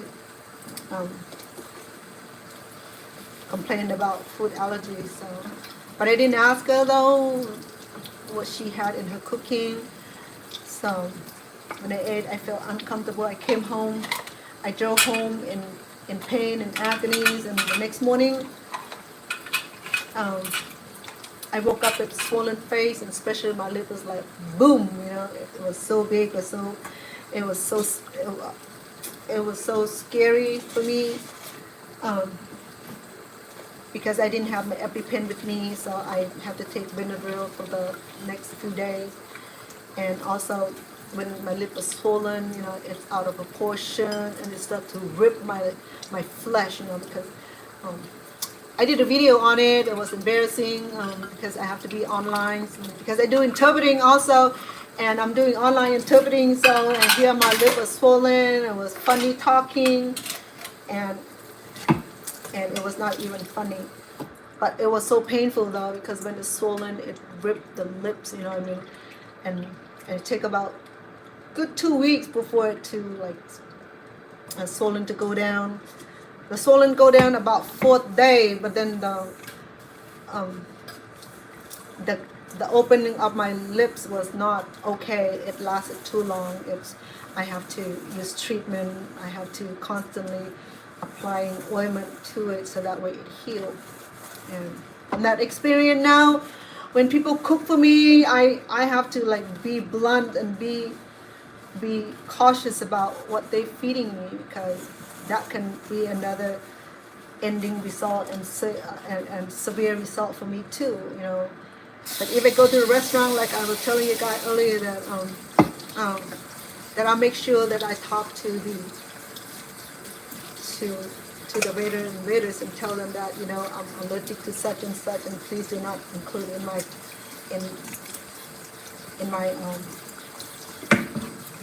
on my plate. And they're pretty good about doing that, you know. And before I order anything, I would look at the menus. So a few weeks ago, my daughter and I was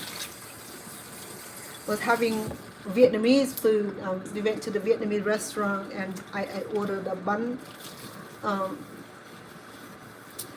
I think. No, not bun cuốn. Not banh mi. It's one of those dry noodles with barbecue seafood, Can't remember what the name of it was. So I didn't read thoroughly that it come with peanut. I know that it come with peanut, but I've forgotten about it, right? Normally they would not put peanut on to serve the clients, the customers. So the peanut was not broken into pieces. It's just a whole peanut, but it was mixing in my noodles and meat. So I called the owner over, or I called the man who's serving the food. I don't know if he's owner or not, but he was very rude, you know. He was not friendly. He didn't greet us when we walked in. I told my daughter that I don't like the attitude. I wanted to walk out, but I said, no, Mom, don't worry. Don't pay attention to him, you know. It was one of those people where you walk in and they don't greet you. They don't smile at you.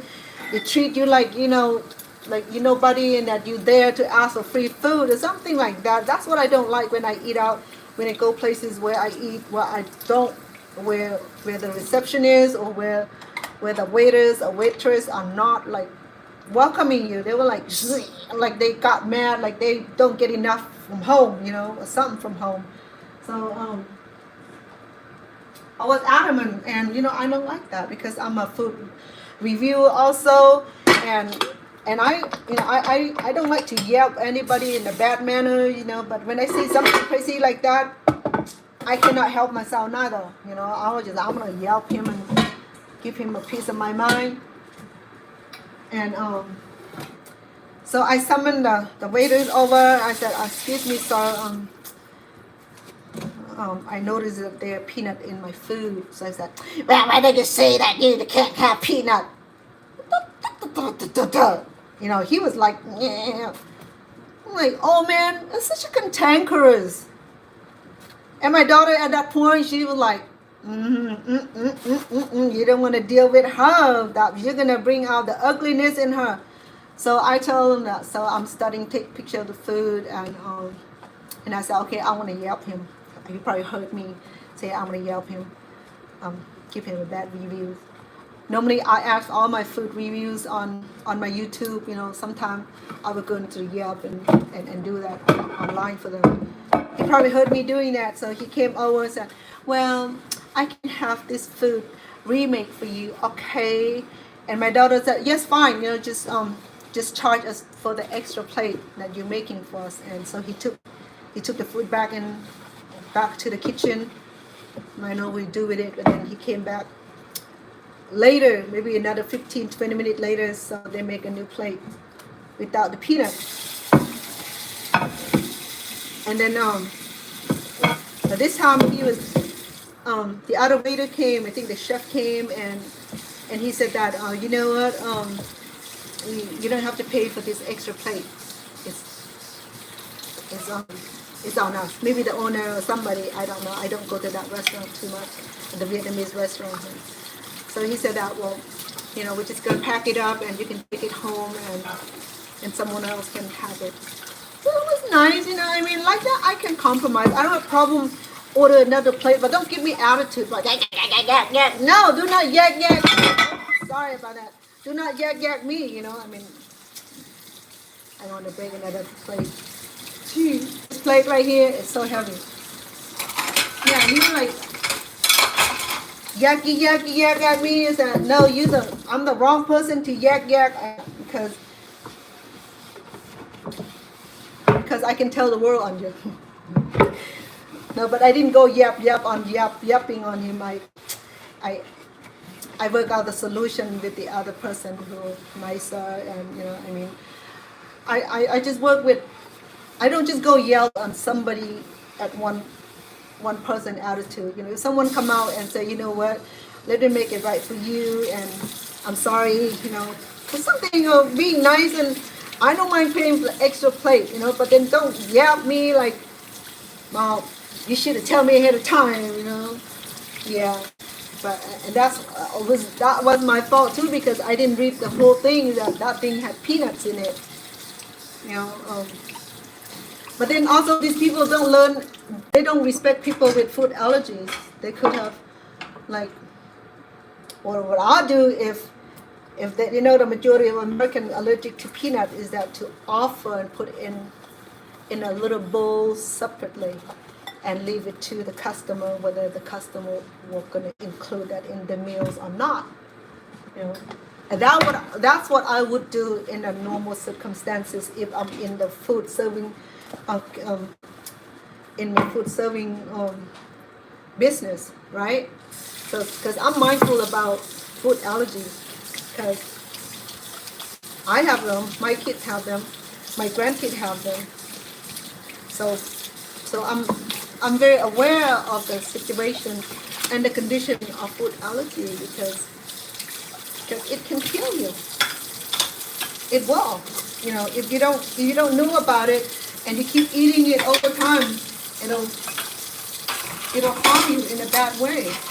If it doesn't kill you, then it gives you such a terrible outcome. You know, the itchiness, the swollen, the tightness in the respiratories. I used to have a lot of breathing issues due to the food allergy related symptoms, and I never understand why until one day I talked to the doctor about it, and he referred me to the allergist, and they took so many samples of my to determine the food allergy, and there were so many things that popped on my back, and it itched so bad they have to give me EpiPen because it itched and it's swollen all over my back. I'm allergic to dogs, cats, ash tree, mulberry tree, grass, weed, oaks,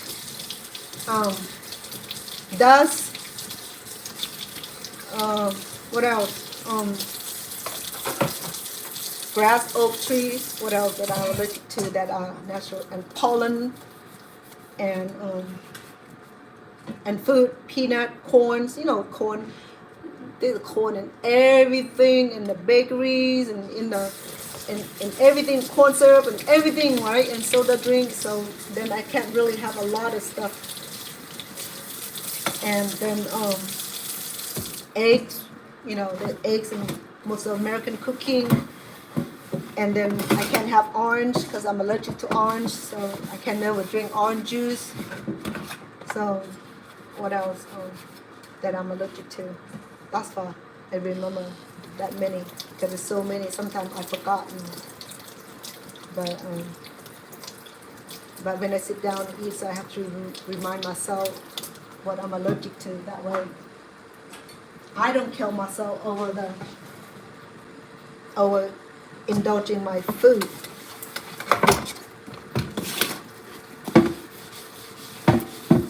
Oh yeah, and then I'm allergic to the beauty product too. I used to go out and get my nail done, you know, my gel, overlay gel and stuff like that, and I don't know whether I was allergic to the lamp or to the products. So for a while, I started to have this dermatitis on my fingers, my hand. You know, it started to spread. It started to itch, and every time I pop one of those little what you call them, a little cute looking clear blotches. It looks so cute because it got clear, like, you know, like water in the bottles. But then if you pop it, and then it itch and it spread, and I used to have it all over my finger. I wouldn't be able to cook without using the glove, and then I have to be careful about that. So I suffered for about a year or two, and finally I said it's getting so bad to the point where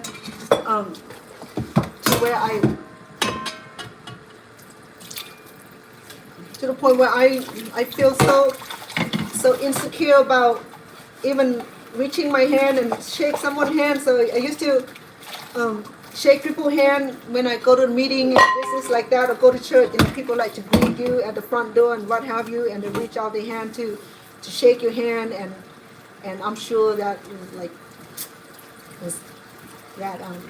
my hand was so crispy, sharpie.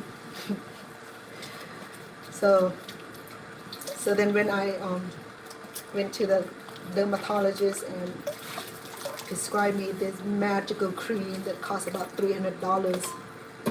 It was like a little tube of cream about that big. It was $299 from Walgreens. So I paid for it, and that I followed the instructions, and 4 weeks later, I was clear. Well, this happened a while back, okay? I don't have to deal with that anymore. So now that I don't get my nails done anymore, I just grow my own nails and careful about the nail product. So when I go visit my daughter in Philadelphia or in New Jersey, New Jersey, she would use the product, the anti-allergen product, and she spray on it, and she have my nail done, and I'm fine with that. But then now I stopped doing that because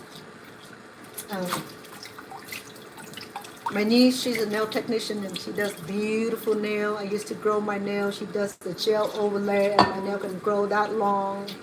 And it's just my own natural nails overlay with the gel, you know. Just like what's her name? Angelina Johnson, the comedian, the Latino comedian. It's so funny because she was describing her experience at the Vietnamese nail shop, right? If you Google Angelina Johnson on one of the nail shop, I think you have heard people reposting her episode where it said Milang was doing her nail, you know, and said, it was so funny the way she tried to imitate the Vietnamese accent. I think she did a good job, you know. I never been able to imitate the Vietnamese accent at all, you know. And then I'm around Vietnamese people all my life, not all my life, part of my life. And my ex-husband was from Vietnam, so I'm so familiar with their accent. You know, they have strong accent. And people said I have strong accent also, but I gather that we all, just like people from Texas have accent, and people from Texas, oh, Californian have accent, and then Californians said, well, Texans have accents. So we share that common, liking, where I have accent, you have accent.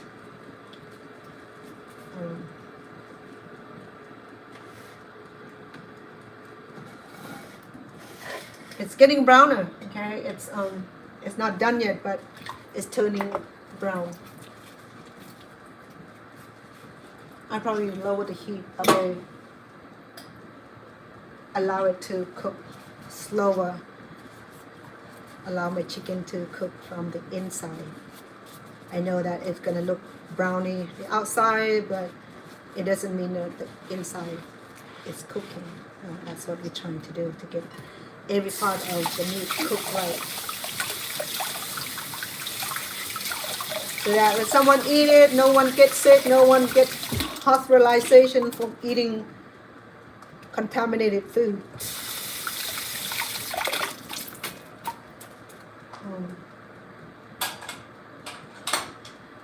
Many years ago, while I live in California, I have one serious food poisoning incident. Okay, so my neighbor was a fisher, he liked fishing. So one day they brought home a big not catfish, I don't like catfish, I don't like the smell, striped bass. It was from the river. So I think they freeze it before giving it to me, and I have it in the fridge for a day or two, and then I decided I'm not gonna cook yet, so I put it back in the freezer. I think that's where things go wrong, when you refreeze meat over and over again, you know, and when the food element airborne within the meat. So one day I decided that I'm gonna cook them the striper bass, and I filleted it and I cooked it. And only 3 people that ate. I was babysitting for friends, and I fed to the baby, and the baby didn't feel good. But they ate very little, but I ate more. I ate big piece of it. So that evening, no, that midday after the baby was picked up and I was home by myself, and I started feeling so sick. I started vomiting, and there was no diarrhea, but just vomiting. I mean, I vomit so many times that. So instead of calling for the paramedic, I decided to drive to my doctor's office. And by the time I get to the doctor's office, I was so exhausted and I almost can't get out of the car, and I was so bad, and I vomited so much is that it depleted my energy, and I got so dehydrated. So when I got to the office, the doctor had to give me an injection to stop from the vomiting, and to give me a few of the intravenous fluid. So I was in the clinic for a few hours for that to happen. But he wanted to admit me, but I said I can't. So then he just treated me in the office. So when the medication kicked in and I started to feel better, I gained my energy because of the intravenous and the medication that was working on me. So I was able to drive home. So from that experience, I learned that, bad food handling and keep food and leave food in a room temperature. If you're gonna thaw your meat, don't use it on your room temperature. Make sure that you use a correct thawing method, and don't refreeze the food, unless you prepare it and it has salt and ingredients in it. And don't leave food in the freezer too long, then it get freezer burn and it deplete the flavor of the meat and vegetables. That's why people said that, well, it can last 6 months in the freezer, 3 weeks or 3 months in the freezer, and make sure that if you're gonna keep food in the freezer that long, is that proper kind of wrappers or bags in place. Okay? Because freezer can burn meat in a week if you don't put in the right kind of storage bag. It's gonna burn and it's gonna deplete the flavor of the meat. And in fact, not only it deplete the flavor of the meat, it turns into tarnished colors. You don't have that fresh look anymore.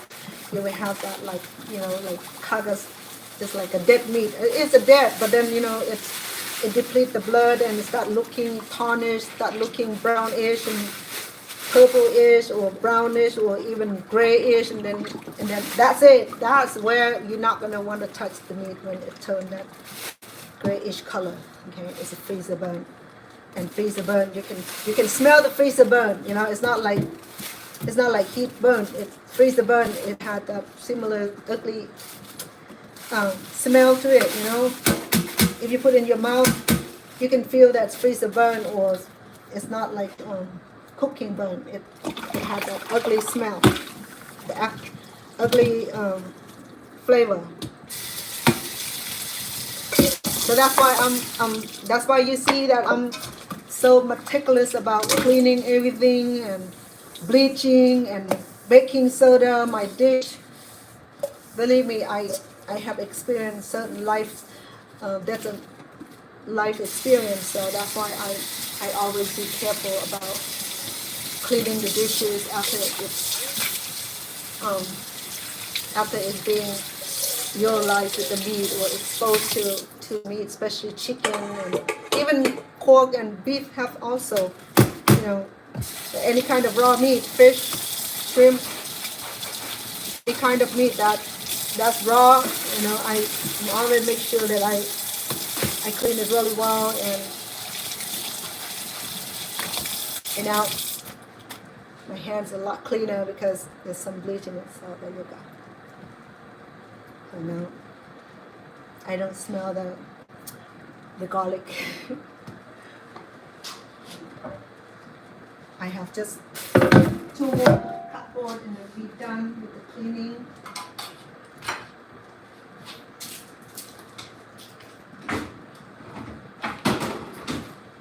Let me bring you to visit the meat right now. That is cooking. Okay. Let me clean off this cardboard first. I didn't use this cardboard, but if the meat juice land on it, I wanted to clean it also.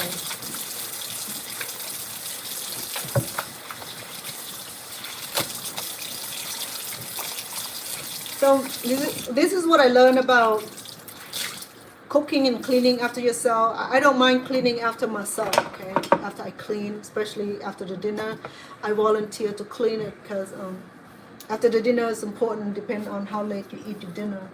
And by allowing you to be at the sink cleaning after the cooking, after the mess, and after the dinner, lunch, what have you, it allows you to be on your feet, allow for you to be mobile. And what I learned about people who eat late is that they get food coma, so they feel tired. You know, the sugar rush in, and they want to lay down and sleep. So that's a mistaken. Okay, let me tell you the trick to that. Okay, the tricky part to that is that how you feel tired after having a meal. That also, hold on. Let me watch so you can hear what I'm about to tell you.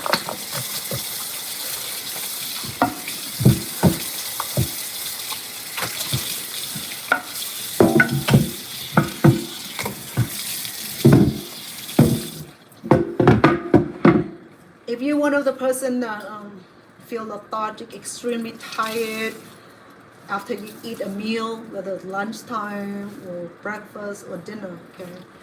Either that you don't have enough sleep, you suffer from sleep apnea or sleep deprivation, meaning you don't have enough sleep. You go to bed late consecutive times and days and weeks, and your body is just trying to get immune to being normal, normalize you're not sleeping. So then you get extremely tired before meals or after meal. When you eat, you're like, I'm tired, I want to go eat. And then you eat, and then you get extremely tired, and you don't want, your eyes don't want to open. Doesn't matter, you're walking, or standing, you cannot have your eye open because you just want to lay down and rest. So that also an indication that you might have a pre-diabetic symptom. Okay, so when after you eat, you just feel extremely tired, or is that you suffer from sleep deprivation? I mean that you didn't sleep enough. You didn't sleep enough for days and over time, and your body just get tired because you don't sleep, or you're not feeling well, you can't sleep, whatever it is. So just be on the watch out when you feel extremely tired and that you have no control over your feelings, that just cannot shake off the feelings of being tired. I'm gonna bleach this towel. That you just want to close your eyes and take a nap. You know, I mean. But then what I learned about taking nap after lunch is that, or dinner, or especially dinner, right? If you do late dinner and you have a beautiful meal, piece of steak, or nice entree, or rice, or pasta, what have you. And after you ate, you feel lethargic, real tired, extremely tired. You just want to lay down, or you go lay down right away after a meal. Okay, you're supposed to finish your dinner by 6 o'clock. So by 9 o'clock, you have that 3 hours gap between the time that allow your body to your system to digest food.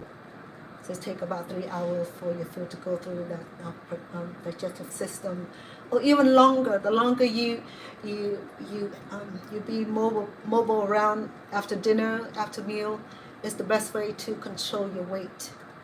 Okay, so what I'm saying that if you have a tendency of eating late and go to bed afterward, and you see that your scale is adding numbers, and to the point where you say, I don't care anymore, man. I don't care. I don't.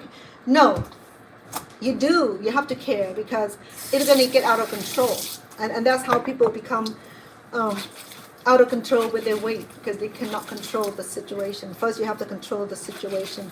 If you're gonna work late and then you have to eat, and then you have to, if you work night shift, if you work graveyard, whatever it is, so you have to establish the eating time where it's correlated with your normal time. Okay, if you eat at 6 o'clock, and then in that way you're gonna have to arrange your lifestyle around the hours, even at work. Is that you're gonna take lunch or do what you need to do that time, and then if you're gonna eat again, then just snack on something healthy. Okay, fruits or vegetables or even a piece of bread, and don't go full meal. If you already have dinner at 6 o'clock and you want to snack around 9 before bed, then snack on fruits. Okay, some fruit like apples and a banana would be too much because of sweetness. Probably berries, or even just a small serving of yogurt. And don't go trying to like make yourself a big sandwich, a big LBTs or well, I'm gonna go like I'm gonna have my towel is clean again. Or don't indulge yourself after 9 o'clock. Okay, don't if you come home late and have to eat between that time, then just be mindful that the next couple hours you have to stay awake to allow your body to digest food, to allow your body to use the food to the best benefit. So you don't go to sleep with your stomach full, and that all is going to happen is to your body going to not be able to digest, and it'll give you heartburn. Everything gonna turn into fat, into sugar, and it's not gonna be a good outcome, to put it that way. Okay, so if you work late and come home late, and like my kid here, they work late, they come home late. Sometimes my daughter, she cut down on rice, and she started looking good now.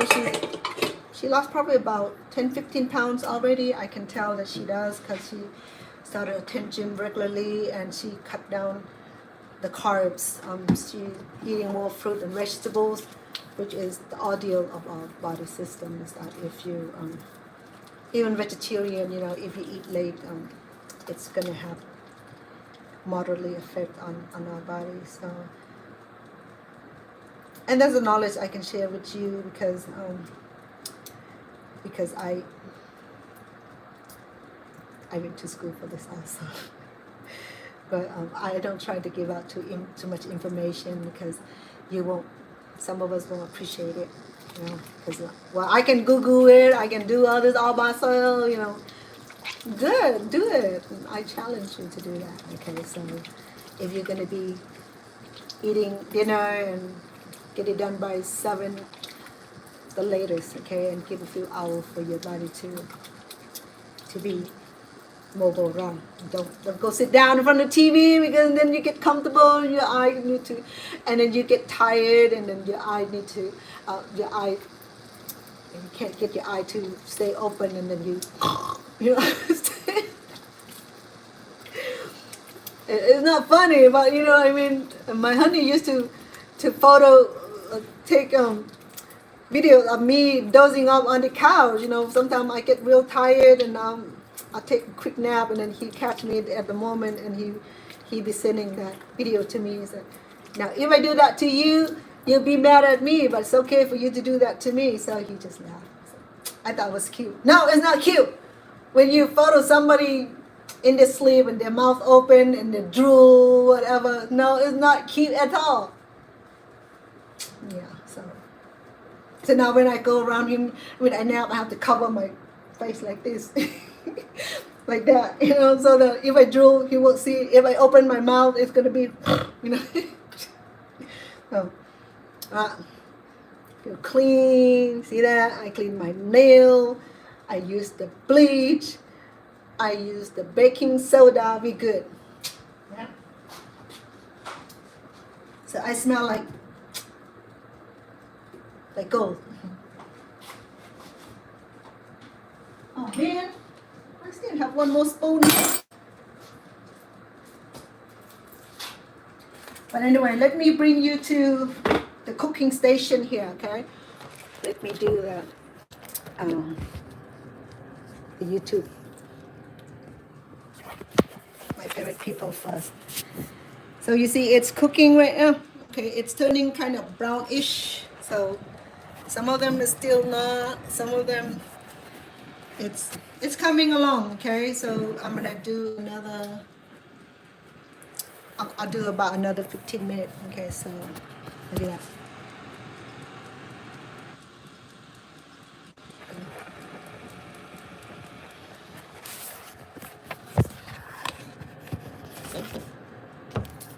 Okay. Yeah. I mean, it looked done, but I'm sure it's not quite done because I wanted to make sure that my chicken is cooking inside.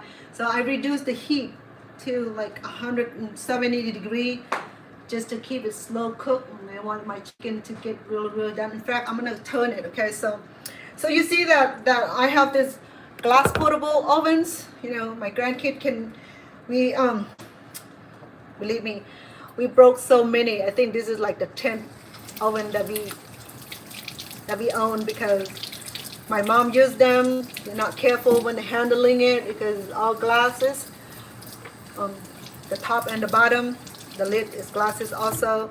So sometimes they're not careful when they put the lid on and it broke. So that's like, as far as remember when I moved here, that's like 7th one. So if you take care of it, this thing lasts a long time, okay? But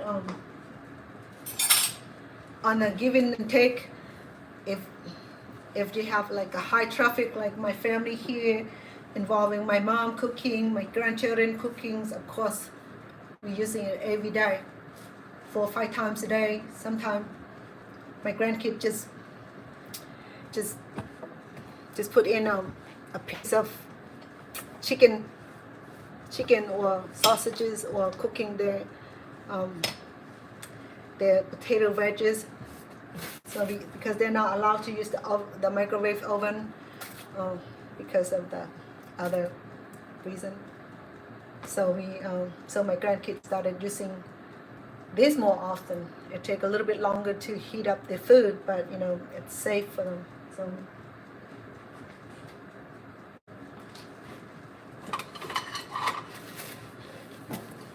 you know, when I do cooking, I use all the clear glasses, allow you to see what I'm doing, right? I can see through it.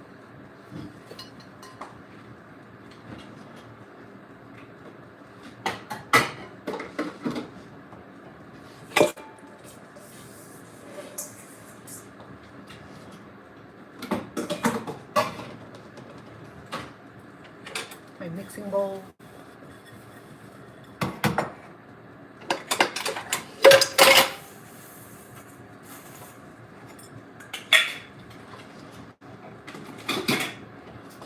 You know what I'm gonna do? I'm gonna go ahead and turn my meat on the other side.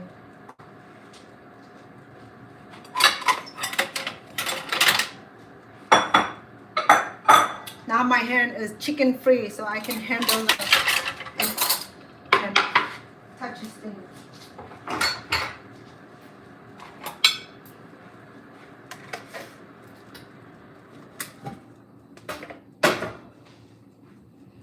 I'm gonna turn it over.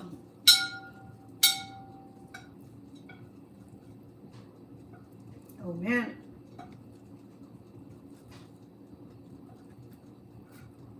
I think I overstuffed it.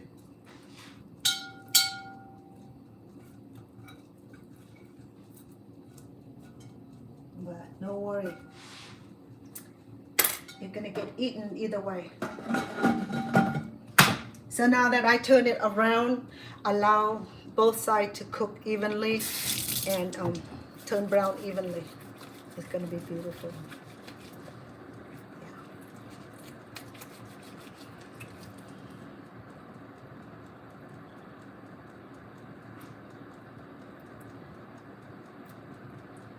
I can use brush to go underneath the bed of my nails, because I know I did that before.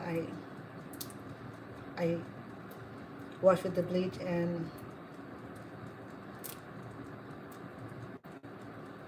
the baking soda.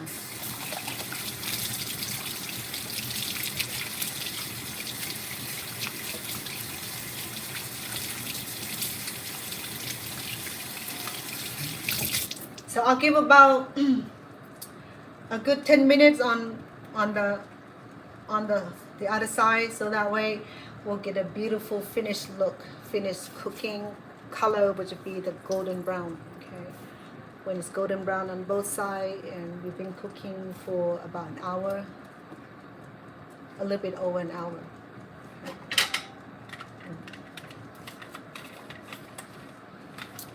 And like I said, I really appreciate all of you being here for me, supporting my channel.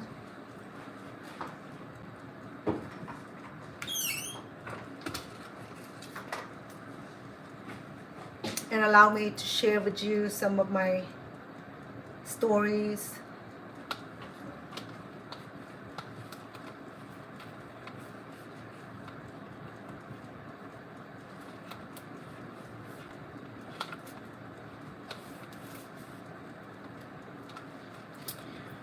I have an idea what I want to do for tomorrow.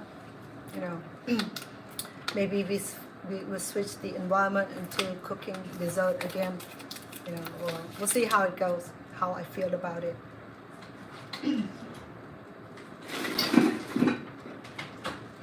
But I have a lot of dessert that I wanted to share with you.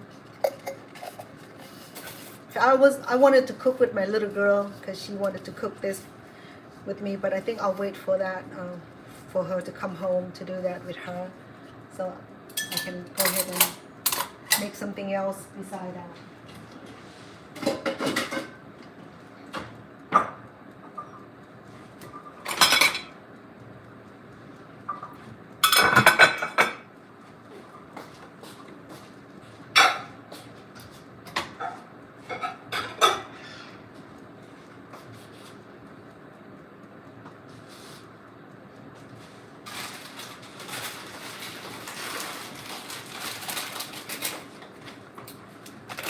For those of you who are not familiar with cellophane noodles or glass noodles, it comes in a little pink mesh bag here, okay? It's in Chinese, so you're gonna have to look for something similar to that. This is a cellophane noodle that I use part of the fillings today.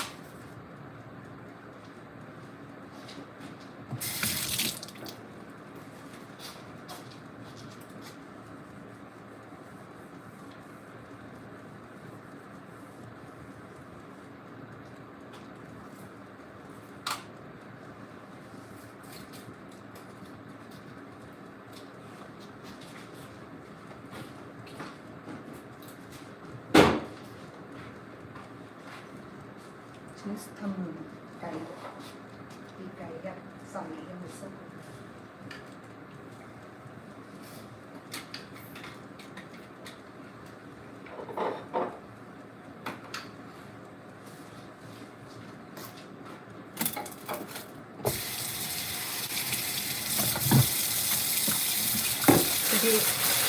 Each cooking it requires a lot of preparation and cleaning up.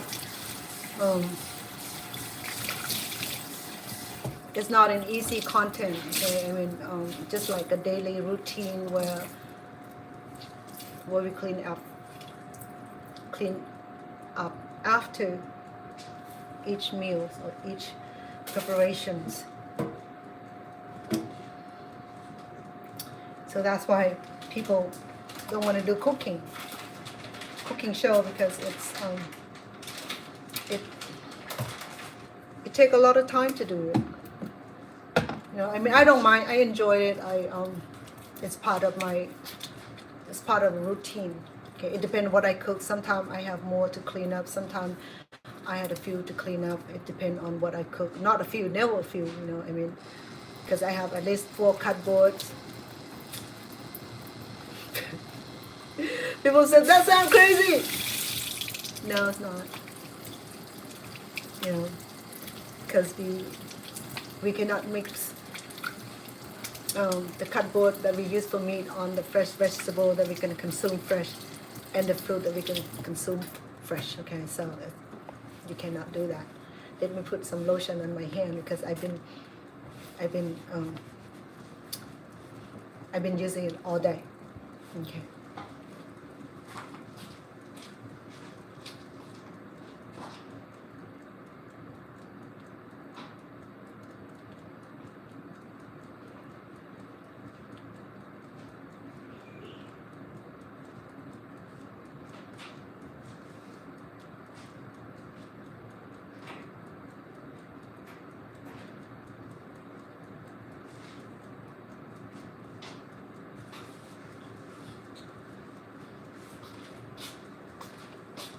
Because I'm still cooking and handling food, I'm doing the Vaseline for my hand because I wanted to, because Vaseline will stay moisture longer. Some said, oh, it's not healthy, you know. Believe me, it worked for me, okay? It's natural. It's petroleum. It's a part of petroleum. It's natural and it keeps the hand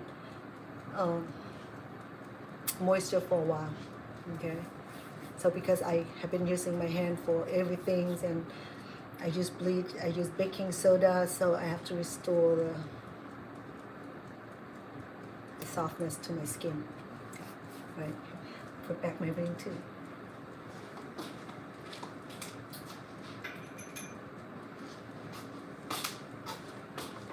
Sometimes how I clean my ring after I contact with meat is to use the toothbrush and toothpaste and just work inside the ring. Okay, so that way you don't have any contamination onto your jewelry.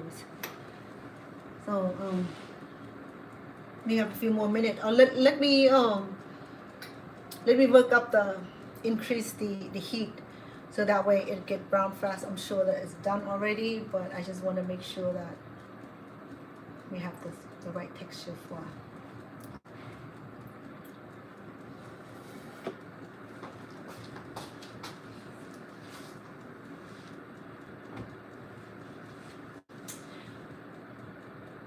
Bye bye. Good morning. Where are you? Good morning from Cambodia, Thailand, Malaysia, Indonesia, Philippines. Where? I know that in Asia it'll be a morning time. Good morning to you too. Good morning. Oh, bad.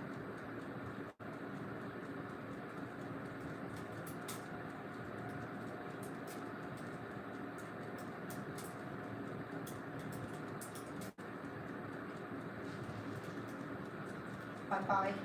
That's a beautiful name. Chinese or Korean?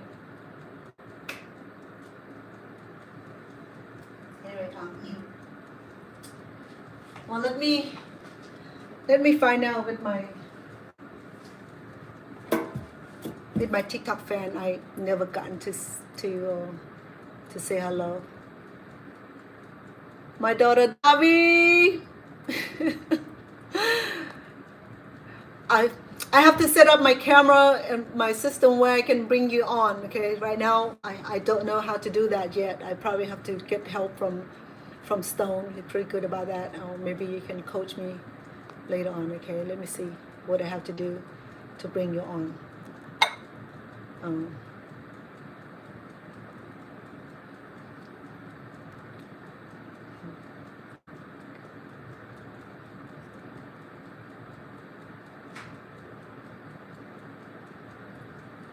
There you go. Invite.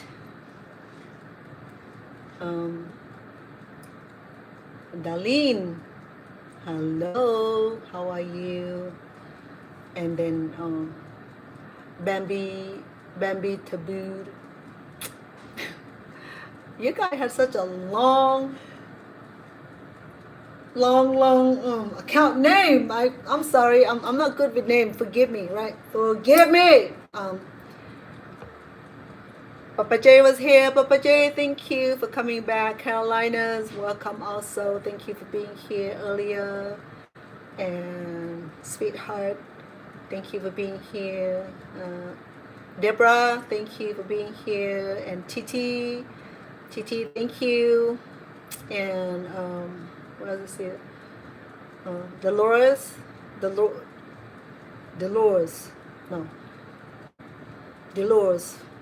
thank you. I'm sorry about the name. Maram, thank you. And MGC V3, thank you for being here. And Berry,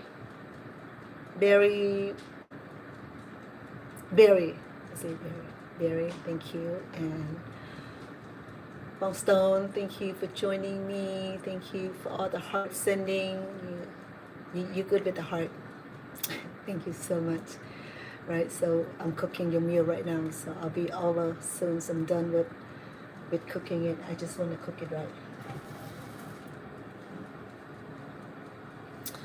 And I typically get about, if I'm on here for a couple hours, I get about 5,000 to 8,000 viewers on TikTok. So I mean, they swipe through, they came by, they want to be on the guest list, they want to come on my show, they want to interact with me.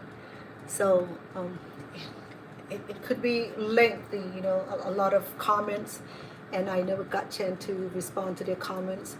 But overall, I wanted to say thank you though for your support, the time that you were on here supporting me on TikTok. It will be a much greater pleasure to have you bounce over from TikTok to YouTube channel Chef Runner Inn. There you have more options of exploring a lot more of my cooking channel on my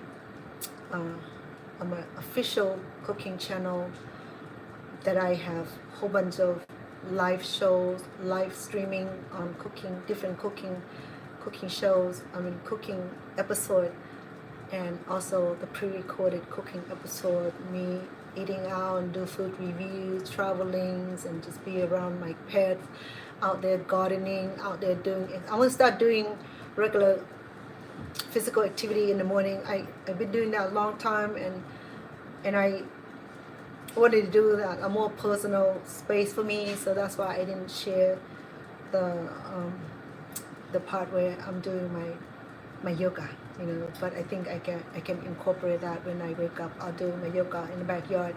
So you're welcome to join me. Make sure that you have your ability to be able to bend, to be able to stretch, and make sure that if you're not sure if you have acute backache, I recommend that you talk to your care provider first before you start any kind of activities, or talk to your to your therapist, physical therapist, and see what kind of exercise would be good for you. Don't just jump on a bandwagon and think that all exercise be good for you, for all of us. Okay, so for me, doing yoga plus Pilates is good for me. I've been doing it for a while.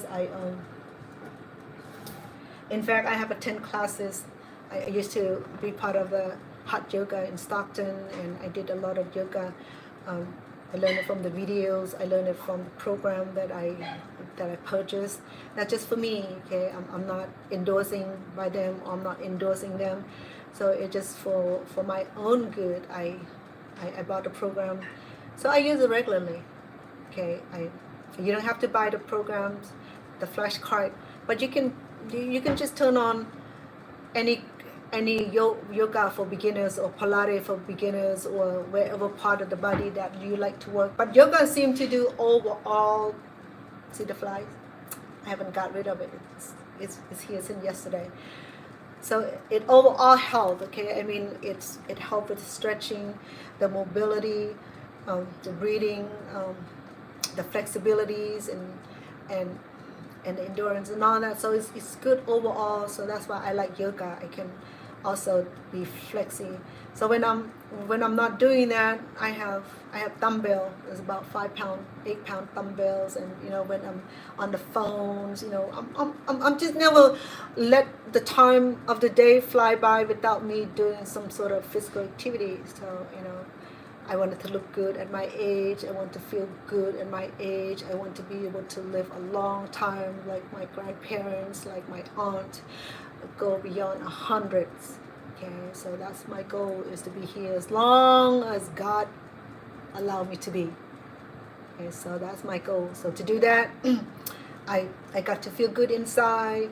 I got to know how to take care of my body from inside out. Okay, it feel good here, it look good here. If it look good here, it start to feel good here. So like I said the other day, is that when you wake up in the morning, don't get on the phone right away. Go in the bathroom, brush your teeth, get in the shower, do your hair, do your makeup, shave, and if you like that mustache, keep it, but then groom it. It doesn't look like a mountain man. Do not neglect your body. Do not neglect your look. You don't have to look like you're superstar. You don't have to look like superstar. Okay, I'm not going to mention it, but be you, be unique, love yourself enough is that you will do everything in your power to look great at your age. Whatever age you're at, you incorporate that kind of lifestyle into your life, because after all, you have one life to live. It's a live to the fullness. I mean, people go out to party, people go out and have sex with different people, people travel, people eat whatever they want to eat. No, that's not what living the fullness is. Okay, living the fullness is to love yourself, and that you eat everything moderately. If you love chocolate, you got to have chocolate every day. Then eat one piece. No, don't chew it. Just put it in your mouth and just like you're eating gum. You chew all day. I chew gum, and that's why you see that I have muscle. I have extra muscle here because I'm a gum chewer. And sometimes I chew that on my show, and people say, "Oh, so rude of you! You're talking me out. You're just chewing gum." So yeah, I'm sorry about that, but I do. I chew gum, so it gives me that extra strength. I got some muscle here. I got chewing muscle here. So yeah.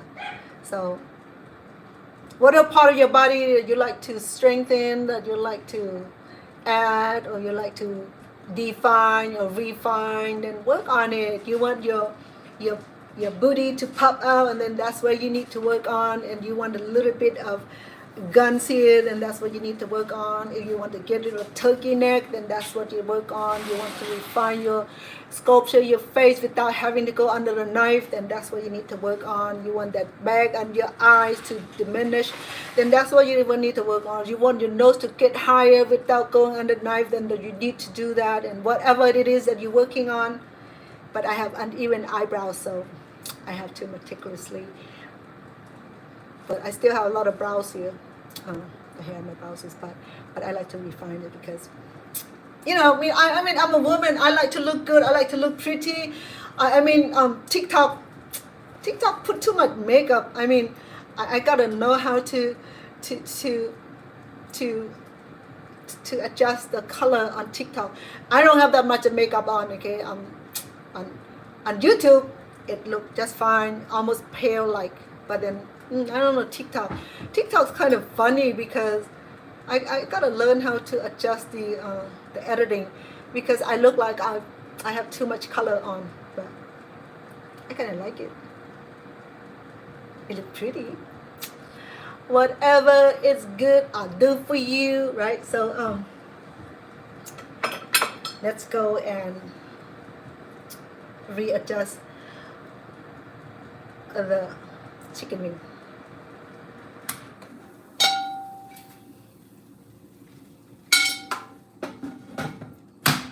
Now,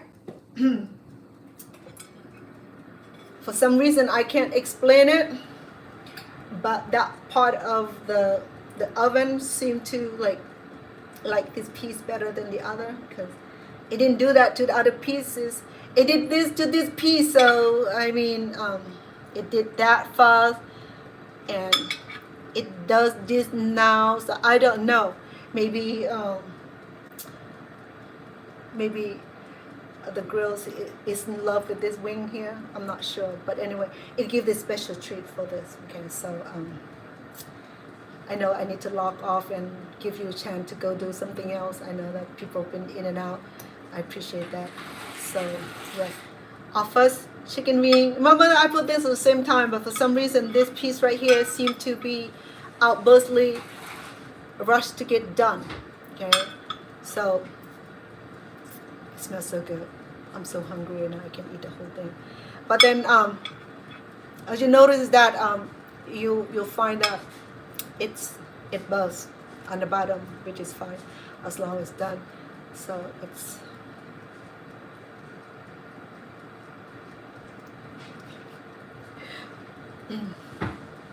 yeah, I'm not gonna say anything bad about this portable oven, but it didn't treat every piece is the same.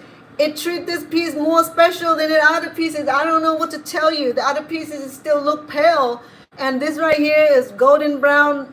And when I remember, I turned it just about 8 minutes ago, and it was pale.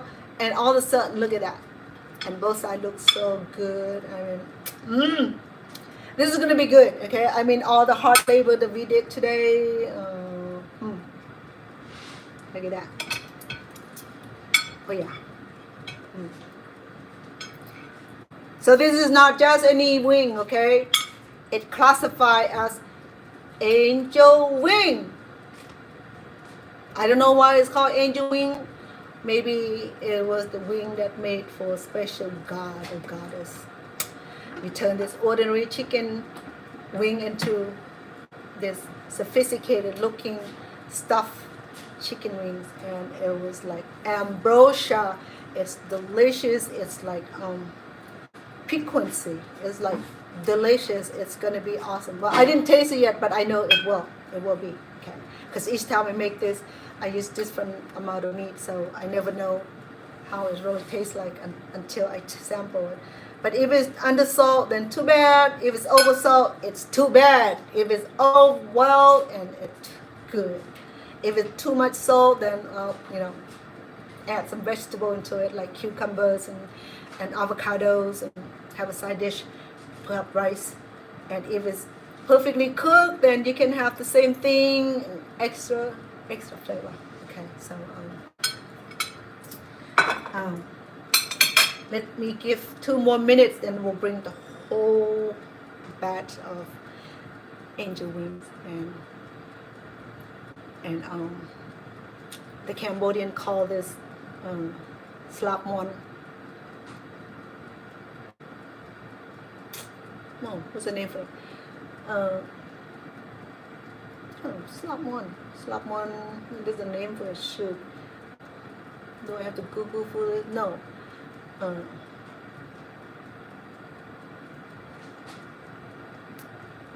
sorry, I lost my thought. There's a name for it, but Thai call it ปีกไก่ยัดไส้ speak is wing, yet is stuff or push in, and sight is the is the is the is the little tube. And the Cambodian call it slap one. I know it's called slap one. Slap one is the wing. So what's the whole name for Cambodian? I have to Google it because I don't remember now.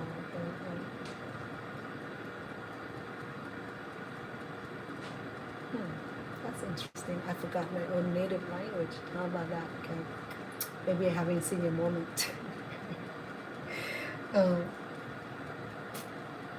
Anyway, so I think we're good. Let me bring out the whole clan, okay, so that I can show you in a big picture. Yes? All right, give me 1 minute.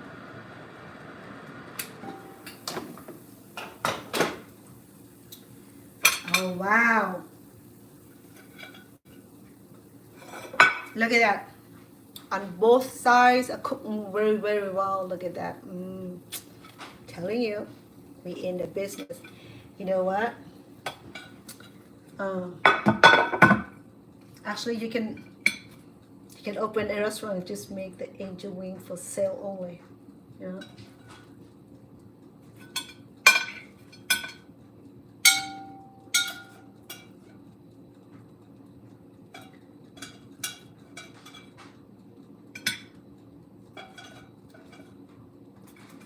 There's still one more wing that's not cooked completely yet. It still didn't have the same it didn't have the same textures. Look at that.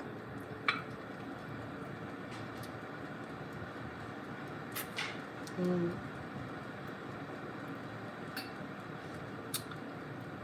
at that. Inspection.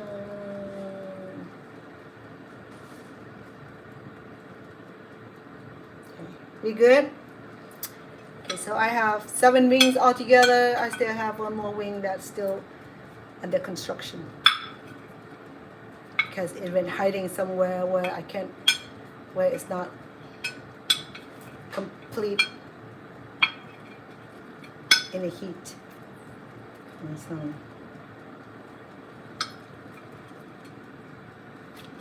let me arrange this for you. You know, I like pretty food.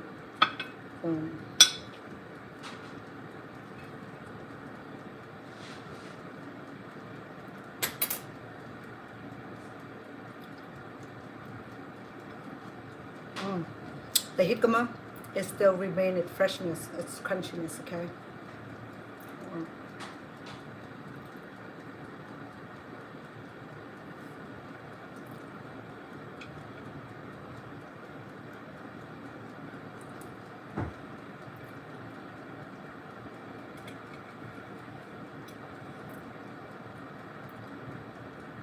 You good?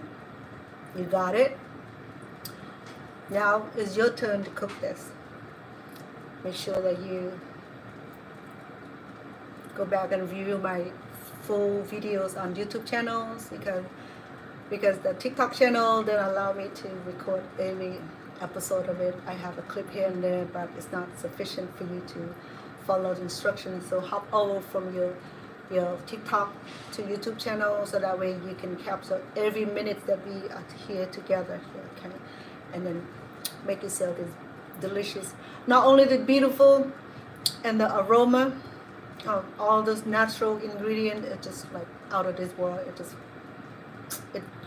You cannot describe it. You know that quality food when you be able to walk by and you just like turn around and say, "Dang, what was that?" You know, I mean, it's not like you're cooking hot dog and bun. This is like sophisticated amount of time preparing, cooking, all the fresh ingredients, all the labors, remove the bone from the wings and create the stuffing and all that. It's not easy task, okay? Sorry. It's not, sorry. Let me try.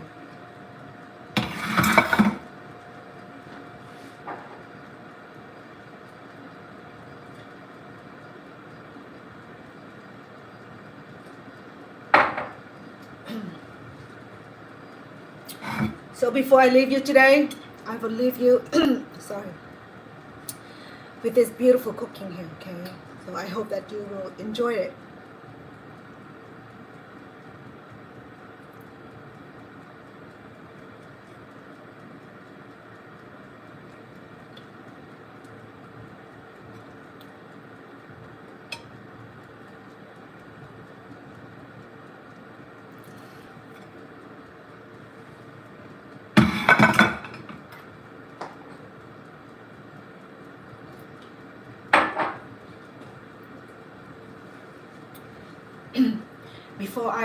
Before I leave you today, I would like to say thank you for both channels for being here, watching me doing my cooking show, the support, the heart, and the comments. Titi, hello, welcome. I'm in the conclusion of my cooking today. I would like to invite you to hop over from, like I suggest earlier, hop over from TikTok to YouTube channel and subscribe. In fact, I have been getting a lot of subscribers from, I believe, just from us contacting on TikTok, and people truly are magnificent by jumping over to YouTube channel and subscribe. And I have not see the comment, but I hope that you will leave a comment and say, hey, you know what, we met on TikTok. So you're being live both on TikTok and YouTube. When we do this, I wanted to share this on both network. Okay, probably next time I'll do that on YouTube also, perhaps on Instagram. Okay. So for what I was worth today, find a look at my cooking today, the stuffed chicken wings or the angel wings. It smells incredibly delicious. It tastes delicious. Though I don't sample this, but I know that I never fail on just the right amount of ingredients that go in it. So the chicken are done now. My last chicken is done. I'm gonna serve my mom also. I saw that she's downstairs. Because so is my last piece right here. Look at that. Isn't that amazing? Yeah. Okay. That's a texture that you would need once you, this is a texture that you would need when you're done cooking. It cooked both in and outside. So we spent over an hour cooking on about 300 degree on the portable ovens, and it can go quicker with the pressure cook, no, not pressure cook, the air fryer. Okay, so but don't microwave this. You can barbecue outside also, and you can deep fry this, or you can pan sear this. You can do whatever. But today I thought it was wonderful to introduce to you using these portable ovens. All right. So I appreciate you being here. I appreciate and thanking you for being such great viewers and great support. With that, I owe you more favors by bringing you, or try to bring you even more authentic, even more delicious recipe, and even just fun activities. Okay, we not in a seriousness, we're not in a serious world. No one is getting paid doing this, so I'm doing this from the beginning. So all right, so I'll leave you be. Okay, if I have anything to log back on here doing other things, I still have to finish my crocheting, my scarf. You need to get done. I'm gonna need to finalize it. I need to come back on here maybe in the evening. Maybe tomorrow. I'm not cooking tomorrow. If I happen to decide to cook, I will try to finish my scarf. And follow me on making the lattice flower scarf. It's beautiful flowers. I mean, it's just beautiful. Okay. I do a tutorial on it, but now I'm just coming here and crochet and be active, involved, being part of your conversation, and just being here with you guys. Just crocheting my way around, but maybe I'll come back and do a slow version where I do the tutoring for this particular pattern, which is called lettuce flowers. Okay, so all right, so I'm good. I done my times. Sorry, I take it back. We're doing good.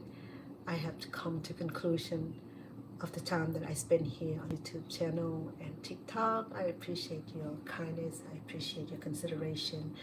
I appreciate the time you're following me, and for that I would like to say thank you so much. And I will also bid you goodbye for today until our next videos. ขอบคุณค่ะ สวัสดีค่ะ